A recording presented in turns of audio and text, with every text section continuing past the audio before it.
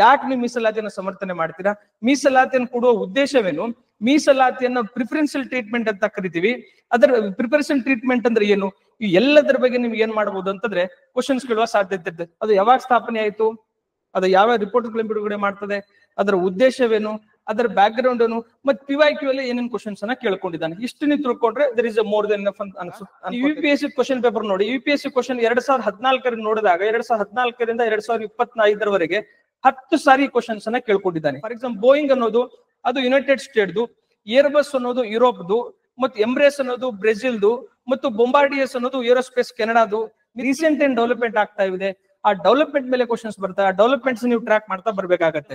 Trade mark issue ಆಗಿ ಬರ್ತದೆ, trade mark ಇದೆ, ನೆಕ್ಸ್ಟ್ ಇಕೋ ಮಾರ್ಕ್ ಇದೆ, ಅಗ್ ಮಾರ್ಕ್ ಇದೆ, ಹಾಲ್ ಮಾರ್ಕ್ ಇದೆ, ನೆಕ್ಸ್ಟ್ ಏನ್ ಗೊತ್ತಾ, ನಮ್ಮ ಬ್ಲೂ ಫ್ಲಾಗ್ ಸರ್ಟಿಫಿಕೇಶನ್ಸ್ ಇದೆ, ಯುನೆಸ್ಕೋ ವರ್ಲ್ಡ್ ಹೆರಿಟೇಜ್ ಸೈಟ್ಸ್ ಇದೆ. ಇವೆಲ್ಲವನ್ನು ಮಾಡಿ ಅಂದ್ರೆ ಈ ಎಲ್ಲಾ ಟಾಪಿಕ್ಸ್ ಗಳನ್ನ ನೀವು ಏನ್ ಮಾಡ್ಬೇಕಂದ್ರೆ 360 ಡಿಗ್ರಿ ಪ್ರಿಪರೇಷನ್ ಮಾಡುವ ಪ್ರಯತ್ನವನ್ನು ಮಾಡಿ. ನಿಮಗೆಲ್ಲರೂ ಗೊತ್ತಿರೋ ಹಾಗೆ ನಾವು ಆಪರೇಷನ್ ಯಶಸ್ಸು ಕಾರ್ಯಕ್ರಮವನ್ನು ಪ್ರಾರಂಭ ಮಾಡ್ಕೊಂಡಿದೀವಿ. ಈ ಕಾರ್ಯಕ್ರಮದಲ್ಲಿ ನಾವೇನ್ ಮಾಡ್ತಾ ಇದೀವಿ ಅಂತಂದ್ರೆ ಕರೆಂಟ್ ಅಫೇರ್ಸ್, ಅದಕ್ಕೆ ಸಂಬಂಧಿಸಿದ ಬೇಸಿಕ್ಸ್ ಮತ್ತು PYQ ಗಳನ್ನ ಕುರಿತು ಡಿಸ್ಕಸ್ ಮಾಡುವ ಪ್ರಯತ್ನವನ್ನು ಮಾಡ್ತಾ ಇದೀವಿ. ಅದರ ಭಾಗವಾಗಿ ಇವತ್ತಿನ ಮೊದಲನೇ ಟಾಪಿಕ್ ಅನ್ನ ಡಿಸ್ಕಸ್ ಮಾಡೋಣ. ಫಸ್ಟ್ ಟಾಪಿಕ್ ಏನಿದೆ ಅಂತಂದ್ರೆ ಮಹಿಳಾ ಮೀಸಲಾತಿ ಕಲ್ಪಿಸಲು ಬದ್ಧ ಅಂತ ಒಂದು ಟಾಪಿಕ್ ಬಂದಿದೆ. ಈ ಸ್ಟೇಟ್ಮೆಂಟ್ ಯಾರು ಕೊಟ್ಟಿದ್ದಾರೆ ಅಂತಂದ್ರೆ ನಿತಿನ್ ಗಡ್ಕರಿ ಆದಂತಹ ಕೇಂದ್ರ ಸಾರಿಗೆ ಸಚಿವರಾದಂತಹ ನಿತಿನ್ ಗಡ್ಕರಿ ಅವರು ಸ್ಟೇಟ್ಮೆಂಟ್ ಅನ್ನು ಕೊಟ್ಟಿದ್ದಾರೆ. ಈ ನಮಗೇನು ಈ ಟಾಪಿಕ್ ಇಂದ ನಾವು ಮಹಿಳಾ ಮೀಸಲಾತಿ ನಮ್ಗೆ ಇಂಪಾರ್ಟೆಂಟ್ ಆಗ್ತಾ ಹೋಗುತ್ತೆ. ಮಹಿಳಾ ಮೀಸಲಾತಿ, ವುಮೆನ್ ರಿಸರ್ವೇಶನ್ ಅನ್ನೋದು ನಮ್ಗೆ ಇಂಪಾರ್ಟೆಂಟ್ ಆಗ್ತಾ ಹೋಗುತ್ತೆ.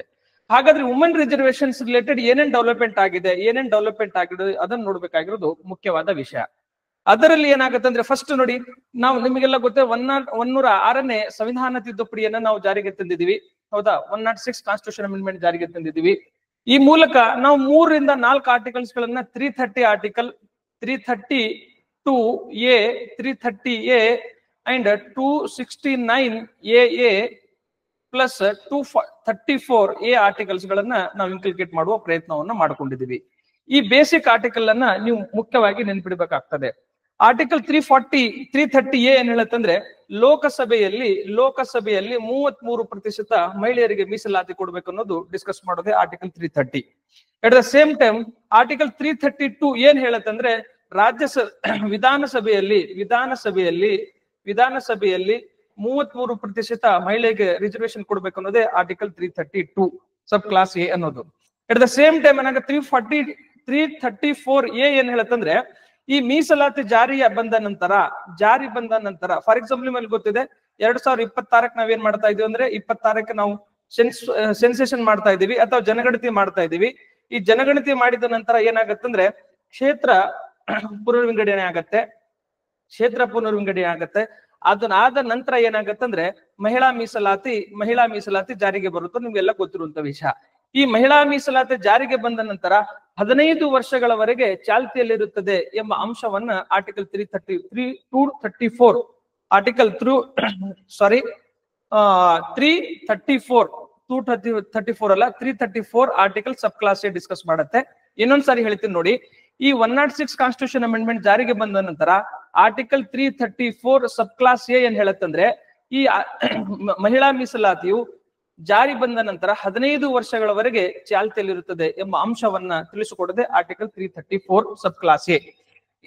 ಹಾಗಾದ್ರೆ 15 ವರ್ಷದ ನಂತರ ಮೀಸಲಾತಿ ಹೋಗ್ಬಿಡುತ್ತದೆ ಅಂದ್ರೆ ಮತ್ತೆ ಅದನ್ನೇನ್ ಮಾಡ್ಬೇಕಾಗದ್ರೆ ನಾವು ಸಂವಿಧಾನ ತಿದ್ದುಪಡಿಯನ್ನು ಮಾಡ್ಬೇಕಾಗತ್ತೆ. ಸಂವಿಧಾನ ತಿದ್ದುಪಡಿಯನ್ನು ತರುವ ಮೂಲಕ ಮತ್ತೆ ನಾವೇನ್ ಮಾಡಬಹುದು ಅಂದ್ರೆ ಅದನ್ನ ಮುಂದುವರಿಸಬಹುದು. ಇಷ್ಟು ನಿಮಗೆ ಗೊತ್ತಿರ್ಲಿ. ಅಷ್ಟೇ ಅಲ್ಲದೆ ಆರ್ಟಿಕಲ್ 239 ಸಬ್ ಕ್ಲಾಸ್ ಎ ಇದು ಏನ್ ಡಿಸ್ಕಸ್ ಮಾಡತ್ತಂದ್ರೆ ಆರ್ಟಿಕಲ್ 239 ಸಬ್ ಕ್ಲಾಸ್ ಇಂದ ದೆಹಲಿ ಶಾಸನ ಸಭೆಯಲ್ಲಿ ಮಹಿಳೆಯರಿಗೆ 33% ಮೀಸಲಾತಿಯನ್ನು ಕೊಡುವಂತ ಪ್ರೊವಿಷನ್ ಮಾಡಿಕೊಟ್ಟಿದೆ article 239AA. Article 239 sub class A ಬೇರೆ ಇದೆ, ಇದು ಯಾವ್ದಂತ ನೀವು ಅದನ್ನ ಸ್ಟಡಿ ಮಾಡಿ. ಆರ್ಟಿಕಲ್ 239 ಸಬ್ ಕ್ಲಾಸ್ ಎ ಏನಿದೆ ಅಂತಂದ್ರೆ ಇದು ದೆಹಲಿ ವಿಧಾನಸಭೆಯಲ್ಲಿ ಮಹಿಳೆಯರಿಗೆ 33% ಮೀಸಲಾತಿ ಕೊಡುವಂತ ಅಂಶವನ್ನು ಡಿಸ್ಕಸ್ ಮಾಡುತ್ತೆ.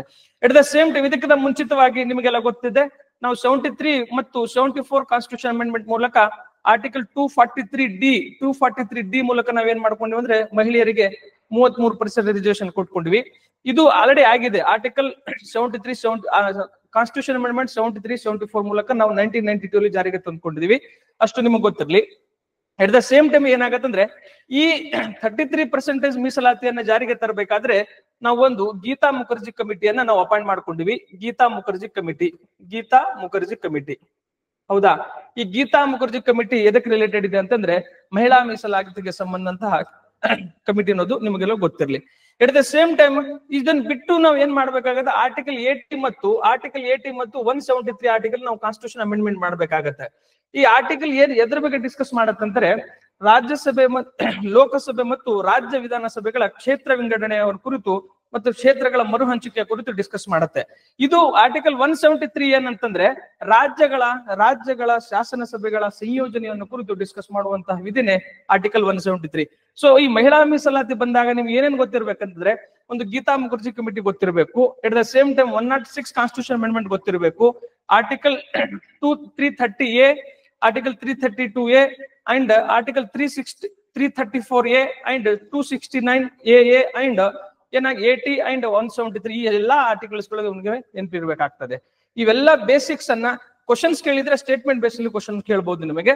ಎಟ್ ದ ಸೇಮ್ ಇನ್ನೊಂದೇನ್ ಮಾಡ್ಬೇಕಂದ್ರೆ ಒಂದು 33 ನಾನು ಅವಾಗ ಹೇಳಿದ್ದೀನಿ 15 ವರ್ಷ ನಂತರ ಮತ್ತೆ ಕಾನ್ಸ್ಟಿಟ್ಯೂಷನ್ ಅಮೆಂಡ್ಮೆಂಟ್ ಅನ್ನು ಮಾಡಬೇಕು.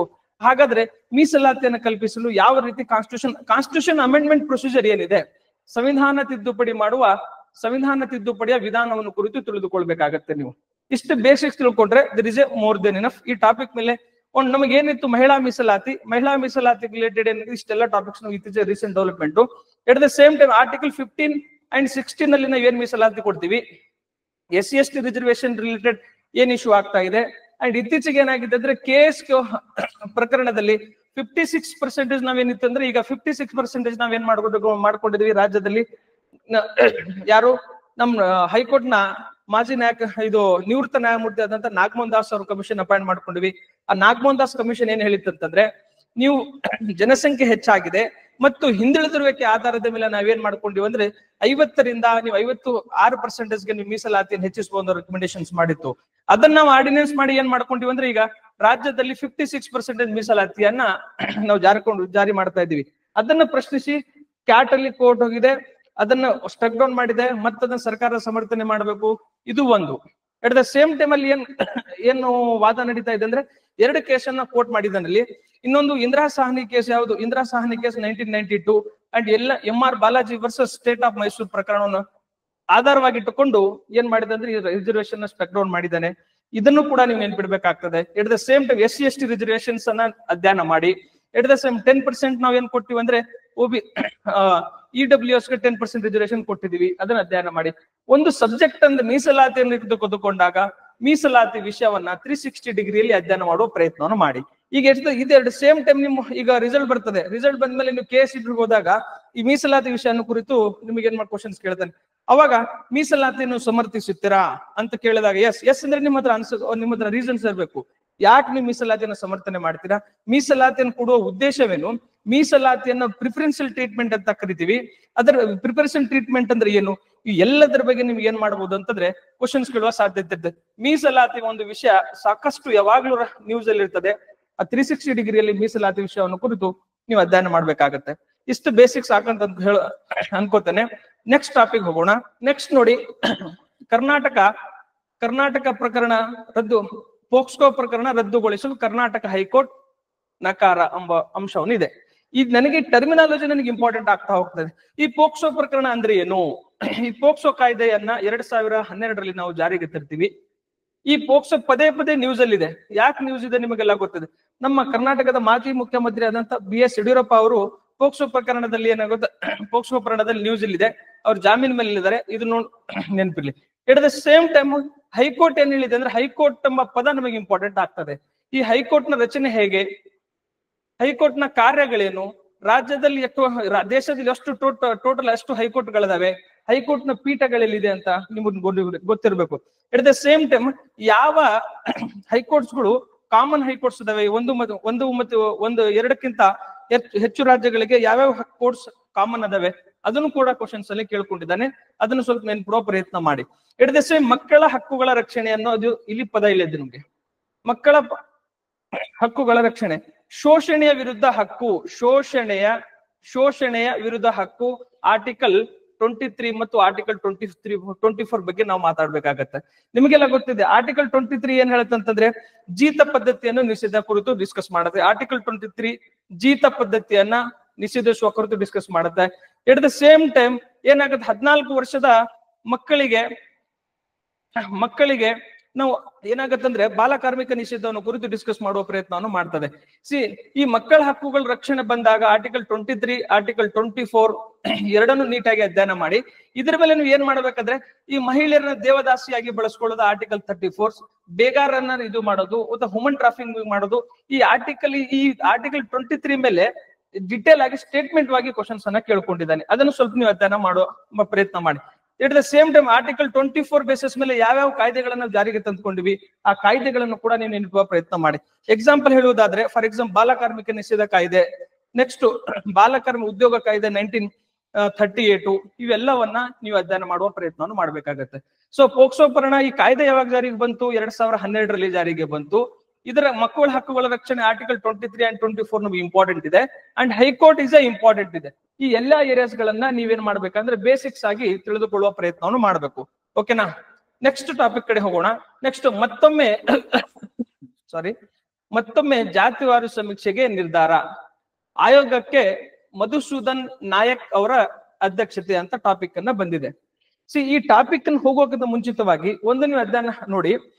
ಓಬಿಸಿ ಅನ್ನೋದು ಓಬಿಸಿ ಕಮಿಷನ್ಸ್ ಏನಾಗಿದೆ ಅಂದ್ರೆ ರಿಪೋರ್ಟ್ ಕೊಟ್ಟಿತ್ತು. ಯಾರ ಅಧ್ಯಕ್ಷತೆ ಅಂದ್ರೆ ಕಾಂತರಾಜ್ ವರದಿ ಅಂತ ಕರಿತೀವಿ ಇದನ್ನ, ಕಾಂತರಾಜ್ ವರದಿ. ಈ ಕಾಂತರಾಜ್ ವರದಿಯನ್ನ ನಾವು ಸೋಶೋ ಎಕನಾಮಿಕ್ ಸಾಮಾಜಿಕ ಮತ್ತು ಆರ್ಥಿಕ ಸಮೀಕ್ಷೆ ಅಂತ ನಾವು ಕರಿತಾ ಇದೀವಿ. ಸಾಮಾಜಿಕ ಆರ್ಥಿಕ ಸಮೀಕ್ಷೆ ಇದನ್ನೇನ್ ಮಾಡ್ಕೊಂಡಿದೆ, ಹಿಂದುಳಿದಿರುವಿಕೆಯನ್ನ ನಾವು ಗಮನದಲ್ಲಿ ಇಟ್ಟುಕೊಂಡು ನಾವೇನ್ ಮಾಡ್ಬೇಕಂತಂದ್ರೆ ಅದನ್ನ ಅಧ್ಯಯನ ಮಾಡೋ ದೃಷ್ಟಿಯಿಂದ ನಾವು ಕಮಿಷನ್ಸ್ ಅನ್ನು ಮಾಡ್ಕೊಂಡಿದೀವಿ. ಅದರ ಮುಖ್ಯ ಉದ್ದೇಶ ಏನಂದ್ರೆ ಸಾಮಾಜಿಕ ಮತ್ತು ಆರ್ಥಿಕವಾಗಿ ಹಿಂದುಳಿದಿರುವಿಕೆಯನ್ನು ಮುಂದುವರಿಸುವ ಅಂಶವನ್ನ ನಾವೇನ್ ಮಾಡ್ಕೊಂಡಿವಿ ಅಂತಂದ್ರೆ ಜಾರಿಗೆ ತಂದಿದ್ವಿ. ಈ ಹಿಂದುಳಿದಿರುವಿಕೆಯನ್ನು ಆರ್ಟಿಕಲ್ 240 ನೋಡಿ, ಆ 240ನೇ ಆರ್ಟಿಕಲ್ ಏನಾಗತ್ತಂದ್ರೆ ಓಬಿಸಿ ಕಮಿಷನ್ಸ್ ರಚನೆ ಬಗ್ಗೆ ಪ್ರೊವಿಷನ್ ಮಾಡಿ ಕೊಡುತ್ತೆ. ಅದರ ಹಿನ್ನೆಲೆ ಏನಾಗತ್ತಂದ್ರೆ ನಮಗೆಲ್ಲ ಗೊತ್ತಿದೆ 1979 ಮತ್ತು 80 ಏನಾಗುತ್ತೆ ಮಂಡಲ್ ಕಮಿಷನ್ ಅಪಾಯಿಂಟ್ ಆಗತ್ತೆ. ಈ ಮಂಡಲ್ ಕಮಿಷನ್ ವರದಿ ಆಧಾರದ ಮೇಲೆ ಏನ್ ಮಾಡ್ತೀವಿ ಅಂತಂದ್ರೆ ನಾವು ಪರ್ಮನೆಂಟ್ ಏನ್ ಮಾಡ್ತೀವಿ, ಓಬಿಸಿ ಕಮಿಷನ್ ನ ಅಪಾಯಿಂಟ್ ಮಾಡ್ತೀವಿ. Very important. ಈ ಫಸ್ಟ್ ಓಬಿಸಿ ಕಮಿಷನ್ ಅಧ್ಯಕ್ಷರು ಯಾರು, ಸೆಕೆಂಡ್ ಓಬಿಸಿ ಕಮಿಷನ್ ಅಧ್ಯಕ್ಷರು ಯಾರು, ಕರ್ನಾಟಕದ ಓಬಿಸಿ ಕಮಿಷನ್ ಅಧ್ಯಕ್ಷರು, ಇವೆಲ್ಲವನ್ನ ನೀವು ಏನ್ ಮಾಡ್ಬೇಕಾಗತ್ತಂದ್ರೆ ನೀಟಾಗಿ ಅಧ್ಯಯನ ಮಾಡ್ಬೇಕಾಗತ್ತೆ. ಅಟ್ ದ ಸೇಮ್ ಟೈಮ್ ನೋಡಿ ಓಬಿಸಿ ನೆಕ್ಸ್ಟ್ ಏನಾಗತ್ತಂದ್ರೆ ಇಲ್ಲಿ ನಿಮಗೆ ಜಯಪ್ರಕಾಶ್ ಹೆಗಡೆ ಕೂಡ ಬರ್ತಾರೆ. ಜಯಪ್ರಕಾಶ್ ಹೆಗಡೆ ಕಮಿಷನ್ಸ್ ಕೂಡ ಅವ್ರೇನು ಈ ಒಂದು ಕಾಂತರಾಜ್ ಅರಸ್ ಆದ್ಮೇಲೆ ಜಯಪ್ರಕಾಶ್ ಅವ್ರ ಹೆಗಡೆ ಅಪಾಯಿಂಟ್ ಆಗ್ತಾರೆ. ಈಗ ನೆಕ್ಸ್ಟ್ ಹೊಸ ಜಾತಿ ಸಮೀಕ್ಷೆಗೆ ಏನ್ ಮಾಡ್ತೀವಿ ನಾವು, ಮಧುಸೂದನ್ ನಾಯಕ್ ಅವರ ಅಧ್ಯಕ್ಷರಲ್ಲಿ ನಾವ್ ಏನ್ ಮಾಡ್ತಾ ಇದೀವಿ ಅಂದ್ರೆ ಹೊಸ ಆಯೋಗವನ್ನು ರಚನೆ ಮಾಡ್ಕೊಂಡಿವಿ. ಇದು ನಿಮಗ್ ಬೇಸಿಕ್ ಗೊತ್ತಿರ್ಲಿ. ಅಟ್ ದ ಸೇಮ್ ಟೈಮ್ ಏನಾಗತ್ತಂದ್ರೆ ಇದು ಯಾಕೆ ಹೊಸ ಸೂಚನೆ ಮಾಡ್ತೀವಿ ಅಂತಂದ್ರೆ ಈಗ ನಾವು 1992 ಅಲ್ಲಿ ಏನನ್ನು ಓಬಿಸಿ ಯಾಕ್ಟ್ ತಂದಿದೀವಿ. ಆ ಯಾಕ್ಟ್ ಅಲ್ಲಿ ಏನಾಗಿದೆ ಅಂದ್ರೆ ಪ್ರತಿ 10 ವರ್ಷಕ್ಕೊಮ್ಮೆ ನಾವೇನ್ ಮಾಡ್ಬೇಕಂದ್ರೆ ಜಾತಿ ಸಮೀಕ್ಷೆ ಮಾಡ್ಬೇಕನ್ನೋ ಅಂಶ ಇದೆ. ಈಗ ಆಲ್ರೆಡಿ ಕಾಂತರಾಜ್ ವರಸ್ ಬಂದು 10 ವರ್ಷ ಮೀರಿತ್ತು, 10 ವರ್ಷ ಆಯ್ತು. ಅದಕ್ಕಾಗಿ ನಾವೇನ್ ಮಾಡ್ತಾ ಇದ್ರೆ ಕಾಯ್ದೆ ಅಡಿ ನಾವೇನ್ ಮಾಡ್ತಾ ಇದೀವಿ ಅಂತಂದ್ರೆ ನಾವು ಇನ್ನೂ ಹೊಸದೊಂದು ಸಮೀಕ್ಷೆ ಮಾಡುವ ಪ್ರಯತ್ನವನ್ನು ಮಾಡ್ತಾ ಇದೀವಿ. ಎಟ್ ದ ಸೇಮ್ ಟೈಮ್ ಏನಾಗತ್ತಂದ್ರೆ ನಾವು ರಾಜ್ಯದಲ್ಲಿ ಏನ್ ಮಾಡಿದ್ರೆ 1992 ಅಲ್ಲಿ 1997ರಲ್ಲಿ ಏನ್ ಮಾಡಿದ್ವಿ ಅಂದ್ರೆ ಕರ್ನಾಟಕ ಓಬಿಸಿ ಕಮಿಷನ್ ಏನ್ ಮಾಡ್ತಂದ್ರೆ ಪರ್ಮನೆಂಟ್ ಆಯೋಗವನ್ನ ರಚನೆ ಮಾಡ್ತೀವಿ. ಎಟ್ ದ ಸೇಮ್ ಇದನ್ನ ಯಾಕೆ ಮಾಡ್ತೀವಿ ನಿಮಗೆಲ್ಲ ಗೊತ್ತಿದೆ. 1992ರಲ್ಲಿ ಏನಾಗತ್ತಂದ್ರೆ ಮಂಡಲ್ ಕೇಸ್ ಅಂತ ಬರ್ತೀವಿ. ಮಂಡಲ್ ಕೇಸ್ ಏನ್ ಹೇಳ್ತಂದ್ರೆ ఇప్పుడు ಸುಪ್ರೀಂ ಕೋರ್ಟ್ ಗೈಡ್ಲೈನ್ ಕೊಡುತ್ತೆ, ನೀವು ಪರ್ಮನೆಂಟ್ ಓಬಿಸಿ ಕಮಿಷನ್ ಅಪಾಯಿಂಟ್ ಮಾಡ್ಬೇಕಂತ. ಅದರ ಅದರ ಹಿನ್ನೆಲೆಯಲ್ಲಿ ಬಂದದ್ದೇ ಓಬಿಸಿ ಕಮಿಷನ್ಸ್. ನಿಮಗೆಲ್ಲ ಗೊತ್ತಿದೆ. ಈ ಓಬಿಸಿ ಕಮಿಷನ್ಸ್ ಗೆ ನಾವೇನ್ ಮಾಡ್ಕೊಂಡಿವಿ ಅಂದ್ರೆ 102ನೇ ಸಂವಿಧಾನ ತಿದ್ದುಪಡಿಯ ಕಾನ್ಸ್ಟಿಟ್ಯೂಷನ್ ಅಮೆಂಡ್ಮೆಂಟ್ ಮೂಲಕ ನಾವೇನ ಕಾನ್ಸ್ಟಿಟ್ಯೂಷನ್ ಸ್ಟೇಟಸ್ ಅನ್ನ ಕೊಟ್ಟಿದೀವಿ. ಆರ್ಟಿಕಲ್ 330B ಹೌದಾ, ಯಾವುದು ಆರ್ಟಿಕಲ್ 338 ಅಡಿಯಲ್ಲಿ ನಾವೇನ್ ಮಾಡ್ಕೊಂಡಿವಿ ಅಂದ್ರೆ ಓಬಿಸಿ ಕಮಿಷನ್ ಗೆ ಕಾನ್ಸ್ಟಿಟ್ಯೂಷನ್ ಸ್ಟೇಟಸ್ ಅನ್ನ ಕೊಟ್ಕೊಂಡಿದೀವಿ. ವೆರಿ ಇಂಪಾರ್ಟೆಂಟ್ ಆಯ್ತಾ. ಇದರ ಜೊತೆಗೆ ಏನ್ ಮಾಡ್ಕೊಂಡಿದ್ವಿ ಅಂತಂದ್ರೆ ಈಗ ಯಾರ್ದು 102 ಕಾನ್ಸ್ಟಿಟ್ಯೂಷನ್ ಅಮೆಂಡ್ಮೆಂಟ್ 338 ಸಬ್ ಕ್ಲಾಸ್ ಬಿ ಇದನ್ನ ಮತ್ತು ಇತ್ತೀಚೆಗೆ ಯಾರದರ ಅಧ್ಯಕ್ಷರಾದರೆ ಅದರ ಕಂಪೋಸಿಷನ್ ಏನು ಅವೆಲ್ಲವನ್ನು ನೀವೇನ್ ಮಾಡಿದ್ರೆ ಬೇಸಿಕಲ್ಲಿ ಅಧ್ಯಯನ ಮಾಡೋ ಪ್ರಯತ್ನವನ್ನು ಮಾಡಿ. ಓಕೆನಾ? ಇಷ್ಟ ಆಗ್ಬಹುದಾ? ಈ ಓಬಿಸಿ ಕಮಿಷನ್ ನಿಮ್ಗೆ ಏನ್ ಗೊತ್ತಿರ್ಲಿ ಅಂದ್ರೆ ಕಾಂತರಾಜ್ ಕಮಿಷನ್ ಎದಕ್ಕೆ ರಿಲೇಟೆಡ್ ಇದೆ, ಮಧುಸೂದನ್ ನಾಯಕ್ ಆಯೋಗ ಎದಕ್ಕೆ ರಿಲೇಟೆಡ್ ಇದೆ, ನಾಗಮೋಹನ್ ದಾಸ್ ಕಮಿಷನ್ ಅಪಾಯಿಂಟ್ ಎದಕ್ಕಾಗಿದೆ, ಕಾಂತರಾಜರಸ್ ಯಾಕೆ ನ್ಯೂಸ್ ಅಲ್ಲಿ ಇದೆ, ನೆಕ್ಸ್ಟ್ ನಾವ್ ಯಾಕೆ ಅದನ್ನ ಮಾಡ್ತಾ ಇದೀವಿ, ಆರ್ಟಿಕಲ್ ನಾವು ಓಬಿಸಿ ಅಂತ ಡಿಸ್ಕಸ್ ಮಾಡ್ತಿರ್ತೀವಿ, ನಾವ್ ಇಲ್ಲಿ ಕರೆಂಟ್ ಅಫೇರ್ ಕೇಳೋ ಬದಲು ಅವನ ಗೊತ್ತಾ ಕಾನ್ಸ್ಟಿಟ್ಯೂಷನ್ ಅಮೆಂಡ್ಮೆಂಟ್ ಹೋಗ್ಬಿಡ್ತಾನೆ ಅಥವಾ ಆರ್ಟಿಕಲ್ 240 ಹೋಗ್ಬಿಡ್ತಾನೆ. ಅಲ್ಲಿ ಏನಾಗತ್ತಂದ್ರೆ ನೀವು ಕನ್ಫ್ಯೂಷನ್ ಆಗೋ ಬದಲು ಸ್ವಲ್ಪ ಬೇಸಿಕ್ಸ್ ಅನ್ನ ತಿಳ್ಕೊಂಡ್ರೆ there is a more than enough ಅಂತ ಭಾವಿಸ್ಕೊತೇನೆ. ಇದನ್ನ ಓಬಿಸಿ ಕಮಿಷನ್ಸ್ ಜಾತಿವಾರು ಸಮೀಕ್ಷೆ ಸಾಕಷ್ಟು ಕಾಂಟ್ರವರ್ಸಿ ಇತ್ತು, ಅದನ್ನ ಏನ್ ಮಾಡಿ ಅಂತ ನೀಟಾಗಿ ತಿಳಿದುಕೊಳ್ಳುವ ಪ್ರಯತ್ನವನ್ನು ಮಾಡಿ. ಓಕೆ, ಲಿಂಗಾಂತರ ಸೂಚ್ಯಂಕ ಅಥವಾ ಗ್ಲೋಬಲ್ ಜೆಂಡರ್ ಗ್ಯಾಪ್ ಇಂಡೆಕ್ಸ್ ಅಲ್ಲಿ 2025 ಅಲ್ಲಿ ಏನಾಗತ್ತಂದ್ರೆ ಭಾರತಕ್ಕೆ 131ನೇ ಸ್ಥಾನ ಪಡ್ಕೊಂಡಿದೆ ಅಂತ ನ್ಯೂಸ್ ಅಲ್ಲಿ ಬಂದಿದೆ. ಹಾಗಾದ್ರೆ ಜಾಗತಿಕ ಲಿಂಗ ಗ್ಲೋಬಲ್ ಜೆಂಡರ್ ಗ್ಯಾಪ್ ಇಂಡೆಕ್ಸ್ ಅನ್ನು ಯಾರು ಮಾಡ್ತಾರೆ ಅಂದಾಗ ವರ್ಲ್ಡ್ ಎಕನಾಮಿಕ್ ಫೋರಂ ಅನ್ನೋ ಸಂಸ್ಥೆ ಒಂದು NGO ಏನ್ ಮಾಡತ್ತಂದ್ರೆ ಇದನ್ನ ಬಿಡುಗಡೆ ಮಾಡತ್ತೆ. ಯಾವಾಗ ವಾರ್ಷಿಕವಾಗಿ ಇಯರ್ಲಿ ಇದನ್ನೇನ್ ಮಾಡತ್ತಂದ್ರೆ ಇಯರ್ಲಿ ಇದನ್ನ ನಾವು ಬಿಡುಗಡೆ ಮಾಡ್ತೀವಿ. ಇದು ವರ್ಲ್ಡ್ ಎಕನಾಮಿಕ್ ಫೋರಂ ಯಾವಾಗ ಸ್ಥಾಪನೆ ಆಗಿದೆ ಅಂದ್ರೆ 1971ರಲ್ಲಿ ಸ್ಥಾಪನೆ ಆಗಿದೆ. ಎಟ್ ದ ಸೇಮ್ ಟೈಮ್ ಏನಾಗತ್ತಂದ್ರೆ ಈ ವರ್ಲ್ಡ್ ಎಕನಾಮಿಕ್ ಫೋರಂ ಏನ್ ಮಾಡತ್ತಂದ್ರೆ ದಾವೋಸ್ ಒಂದು ಸಮ್ಮೇಳನವನ್ನ ಮಾಡ್ತದೆ. ದಾವೋಸ್ ಸಮ್ಮೇಳನವನ್ನ ಮಾಡ್ತದೆ. ಈ ದಾವೋಸ್ ಸಮ್ಮೇಳನದ ಉದ್ದೇಶ ಏನಂತಂದ್ರೆ ಅಂತಾರಾಷ್ಟ್ರೀಯ ನಾಯಕರನ್ನು ಕರೆದು ಅವರು ಆರ್ಥಿಕತೆಗೆ ಏನೆಲ್ಲ ಡಿಮಾಂಡ್ಸ್ ಇದಾವೆ, ಇನ್ವೆಸ್ಟ್ಮೆಂಟ್ಗೆ ಏನೆಲ್ಲ ಮಾಡಬಹುದು ಡಿಸ್ಕಸ್ ಮಾಡೋದೇ ದಾವೋಸ್ ಸಮ್ಮೇಳನ. ಇದು ಹಾಗಾದ್ರೆ ಇದು ನೀವು ಪ್ರಿವಿಯಸ್ ಇಯರ್ ಕ್ವಶನ್ ಪೇಪರ್ ನೋಡಿದಾಗ ನೀವು UPSC ಕ್ವಶನ್ ಪೇಪರ್ ನೋಡಿ, UPSC ಕ್ವಶನ್ 2014 ನೋಡಿದಾಗ 2014ರಿಂದ 2025ರವರೆಗೆ 10 ಸಾರಿ ಕ್ವಶನ್ಸ್ ಅನ್ನ ಕೇಳ್ಕೊಂಡಿದ್ದಾನೆ. ಈ ಕ್ವಶನ್ಸ್ ಎಲ್ಲ ನಾನು ಏನ್ ಹಾಕೊಂಡಿದ್ದೆ ಅಂದ್ರೆ ಈಗ ನಮ್ ಡಿಟೇಲ್ ಡಾಕ್ಯುಮೆಂಟ್ ಈ ವಿಡಿಯೋ ಆದ್ಮೇಲೆ ನಿಮಗೆ ಡಿಟೇಲ್ ಡಾಕ್ಯುಮೆಂಟ್ ಸಿಗ್ತದೆ. ಆ ಡಿಟೇಲ್ ಡಾಕ್ಯುಮೆಂಟ್ ಅಲ್ಲಿ ಯಾವ್ಯಾವ ಇಯರ್ ಅಲ್ಲಿ ಯಾವ್ಯಾವ ಬೇಸಿಕ್ಸ್ ಮೇಲೆ ಕ್ವಶನ್ಸ್ ಕೇಳ್ಕೊಂಡಿದ್ದಾನೆ ಎಲ್ಲ ಹಾಕೊಂಡಿದ್ದೀನಿ. ಇನ್ ಮುಖ್ಯವಾಗಿ ಈ ಗ್ಲೋಬಲ್ ಜೆಂಡರ್ ರಿಪೋರ್ಟ್ ಅಷ್ಟೇ ಅಲ್ಲದೆ ವರ್ಲ್ಡ್ ಬ್ಯಾಂಕ್ ಇಂದ ಯಾವ್ಯಾವ ರಿಪೋರ್ಟ್ಸ್ ಬರ್ತಾ ಇದೆ, IMF ಇಂದ ಯಾವ್ಯಾವ ರಿಪೋರ್ಟ್ ಬರ್ತಾ ಇದೆ, UNDP ಇಂದ ಯಾವ್ಯಾವ ರಿಪೋರ್ಟ್ಸ್ ಬಿಡ್ತವೆ, UNO ಇಂದ ಯಾವ ಬಿಡ್ತವೆ, ಇದನ್ನ ರಿಪೀಟೆಡ್ ಆಗಿ ಎಕ್ಸಾಮ್ ಅಲ್ಲಿ ಕೇಳ್ಕೊಂಡಿದ್ದಾನೆ. ಈ 10 ವರ್ಷದಲ್ಲಿ UPSC 10 ವರ್ಷದಲ್ಲಿ 10 ರಿಂದ 12 ಸಾರಿ ಕ್ವಶನ್ಸ್ ಗಳ ರಿಪೀಟ್ ಆಗ್ಬಿಟ್ಟಿದೆ. ಸೊ ಈ ಕ್ವಶನ್ ಪೇಪರ್ ಅಲ್ಲಿ ಏನಿದೆಯಲ್ಲ, ಕ್ವಶನ್ ಪೇಪರ್ ಅಲ್ಲಿ ಏನ್ ಬಾಡೀಸ್ ಇದಾವೆ ಆ ಬಾಡೀಸ್ ಬಗ್ಗೆ ಮಾತ್ರ ನೀವೇನ್ ಮತ್ತೆ ರಿಪೀಟೆಡ್ ಆಗಿ ಅಧ್ಯಯನ ಮಾಡೋ ಪ್ರಯತ್ನವನ್ನು ಮಾಡ್ರಿ. ಯಾವ್ದೋ ನ್ಯೂಸ್ ಅಲ್ಲಿ ಬರ್ತದೆ ಅದನ್ನ ರ್ಯಾಂಡಮ್ಲಿ ಆಗಿ ಓದೋ ಬದಲು ಈ ಕ್ವಶನ್ ಪೇಪರ್ಸ್ ಯಾವ್ಯಾವ ಬಾಡೀಸ್ ಗಳವೆ, ಒಂದು 7 ರಿಂದ 8 ಬಾಡೀಸ್ ಗಳದಾವೆ, ಅದ್ರ ಬಗ್ಗೆ ಏನ್ ಮಾಡಿ ಅಂತ ನೀಟಾಗಿ ಅಧ್ಯಯನ ಮಾಡುವ ಪ್ರಯತ್ನವನ್ನು ಮಾಡಿ. ಇದು ಒಂದು. ಇಟ್ ದ ಸೇಮ್ ಟೈಮ್ ಏನಾಗಿದೆ ಅಂದ್ರೆ ಒಂದ್ಸರಿ ಕ್ವಶನ್ ಅನ್ನು ಕೇಳ್ಕೊಂಡಿದ್ದಾನೆ.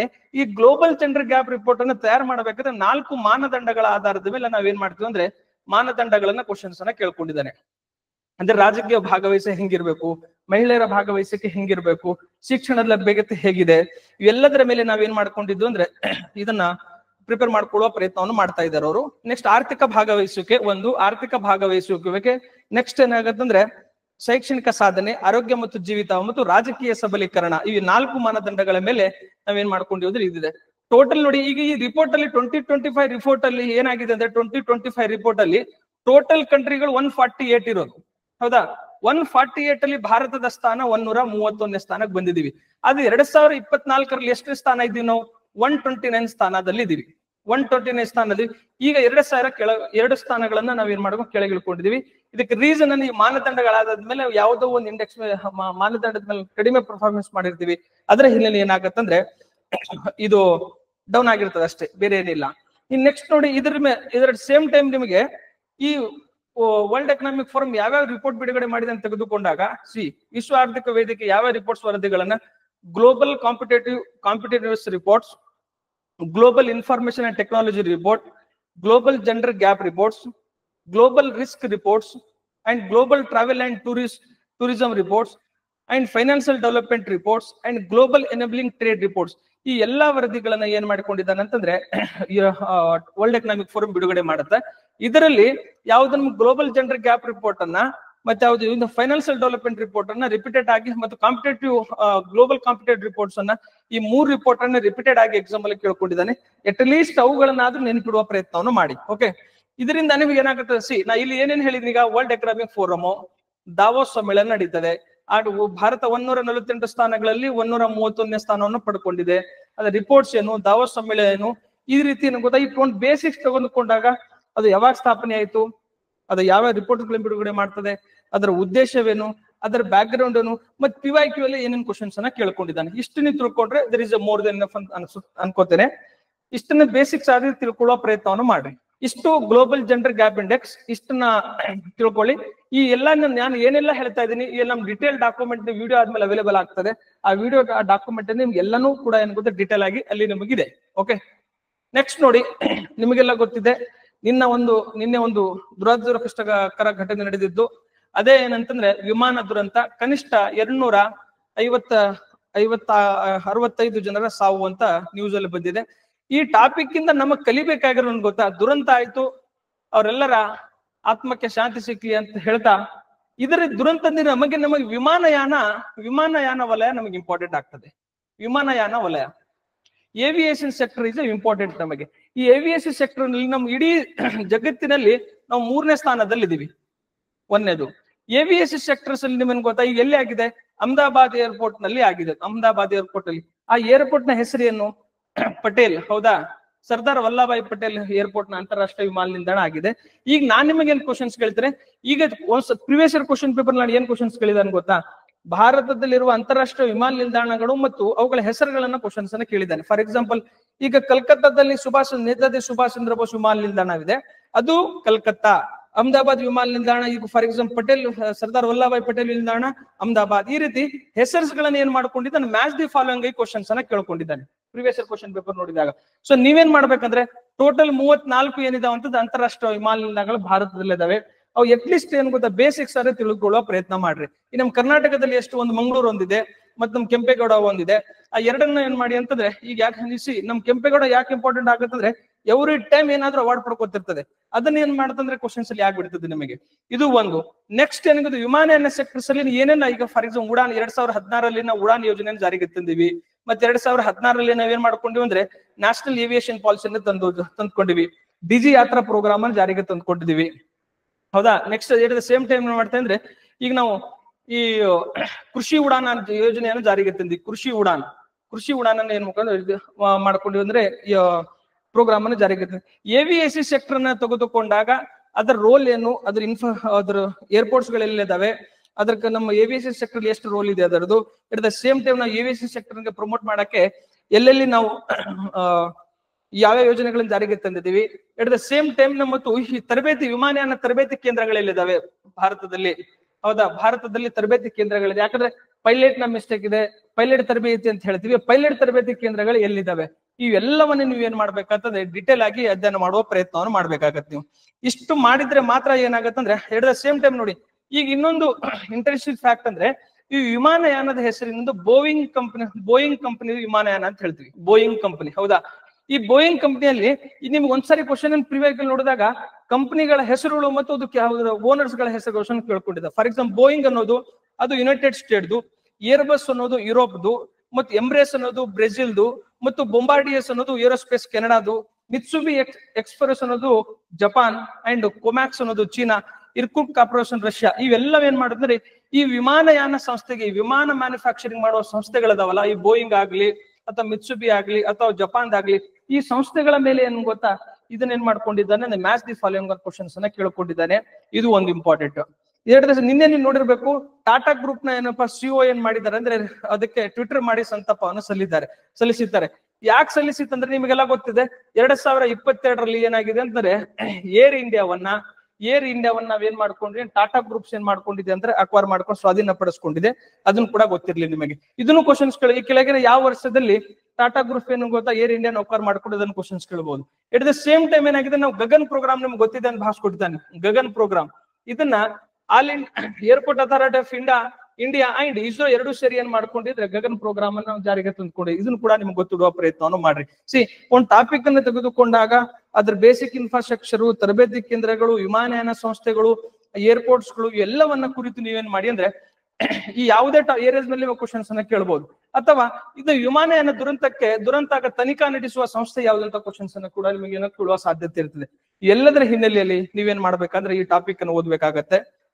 ನೆಕ್ಸ್ಟ್ ಇನ್ನದ್ರ ಉಳಿದಿನ ನೆಕ್ಸ್ಟ್ ಓಪನ್ ಸ್ಕೈ ಪಾಲಿಸಿ ಅಂತ ನಾವು ತಂದ್ಕೊಂಡಿವಿ. ಓಪನ್ ಸ್ಕೈ ಪಾಲಿಸಿ ಅಂತ ಇದೆ, ಒಂದು ಓಪನ್ ಸ್ಕೈ ಪಾಲಿಸಿ ಅಂತ ನಾವು ಜಾರಿಗೆ ತಂದ್ಕೊಂಡಿದ್ವಿ. ಎಟ್ ದ ಸೇಮ್ ಟೈಮ್ ವಿಮಾನಯಾನ ಕ್ಷೇತ್ರದಲ್ಲಿ ನಾವು 100% ಏನ್ ಮಾಡ್ಕೊಂಡ್ರಿ, FDI ಅನ್ನ ನಾವು ಆಲೋ ಮಾಡ್ಕೊಂಡಿದೀವಿ. Very important.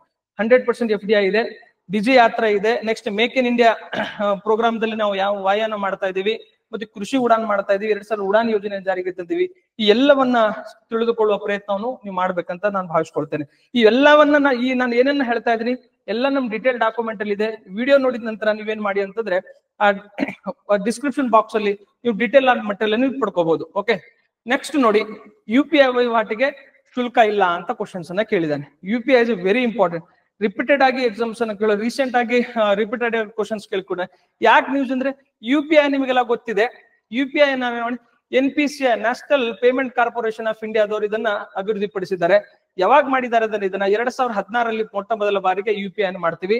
ಇದು ಏನ್ ಮಾಡುತ್ತಂದ್ರೆ ಡಿಜಿಟಲ್ ಪೇಮೆಂಟ್ ವ್ಯವಸ್ಥೆ ಇದು, ಹೌದಾ. ಅದಾದ ನಂತರ ಏನ್ ಮಾಡಿದ್ವಿ, 2018ರಲ್ಲಿ ನಾವು UPI 2 ಅನ್ನ ಜಾರಿಗೆ ತಂದಿವಿ.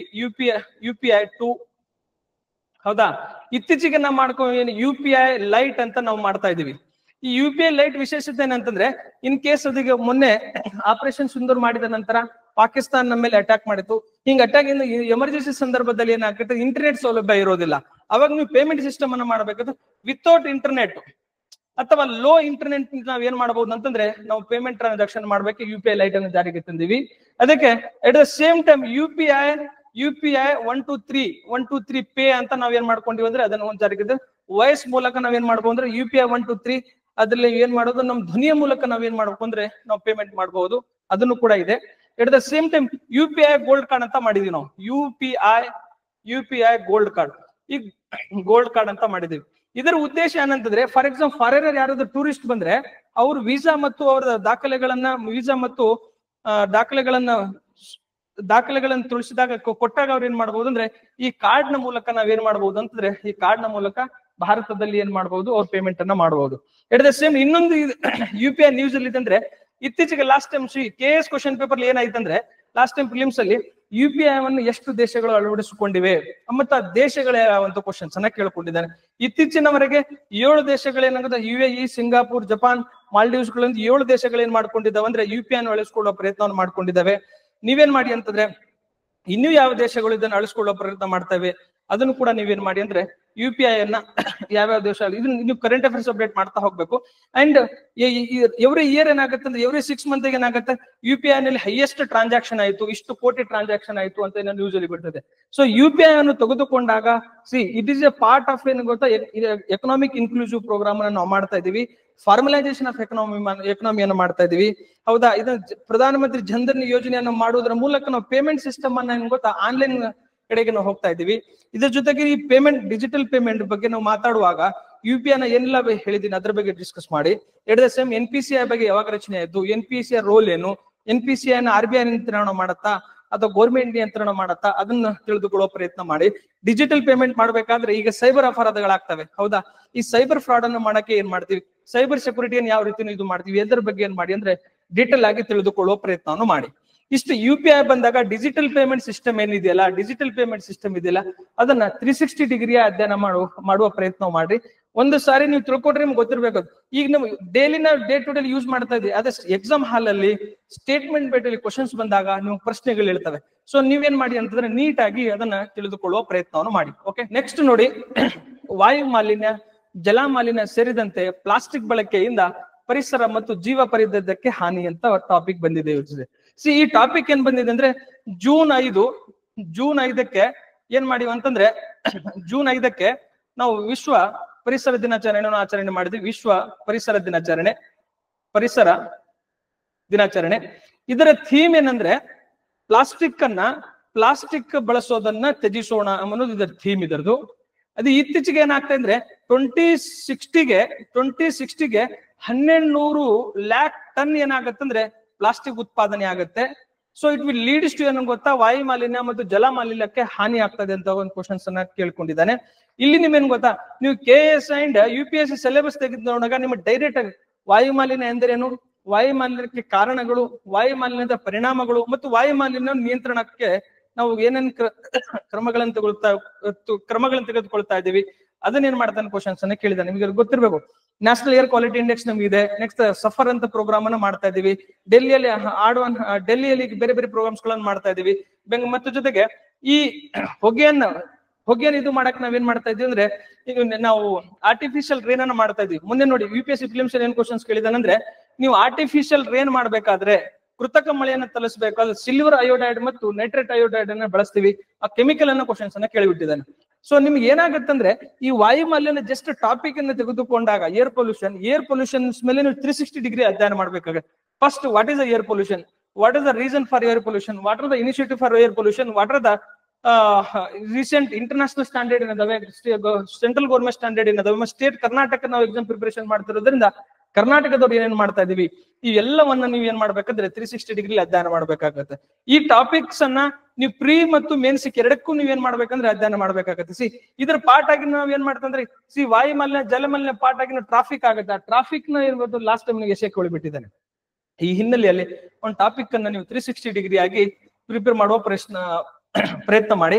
ಅಂಡ್ ಜಲಮಾಲಿನ್ಯ ನೋಡಿ, ಜಲಮಾಲಿನ್ಯಕ್ಕೆ ನೀವೆಲ್ಲ ಗೊತ್ತಿರ್ತದೆ. ಎರಡು ಬೆಂಗಳೂರು ಬಂದಾಗ ವರ್ತೂರ್ ಕೆರೆ ತುಂಬಿತ್ತು, ಬೆಳ್ಳಂದೂರು ಕೆರೆ ತುಂಬಿತ್ತು, ಹೊಗೆ ಬರ್ತಾ ಇದೆ, ಏನ್ ಗೊತ್ತ, ಇವೆಲ್ಲವನ್ನ ಏನಾಗ್ತದೆ ನ್ಯೂಸ್ ಆಗ್ತದೆ.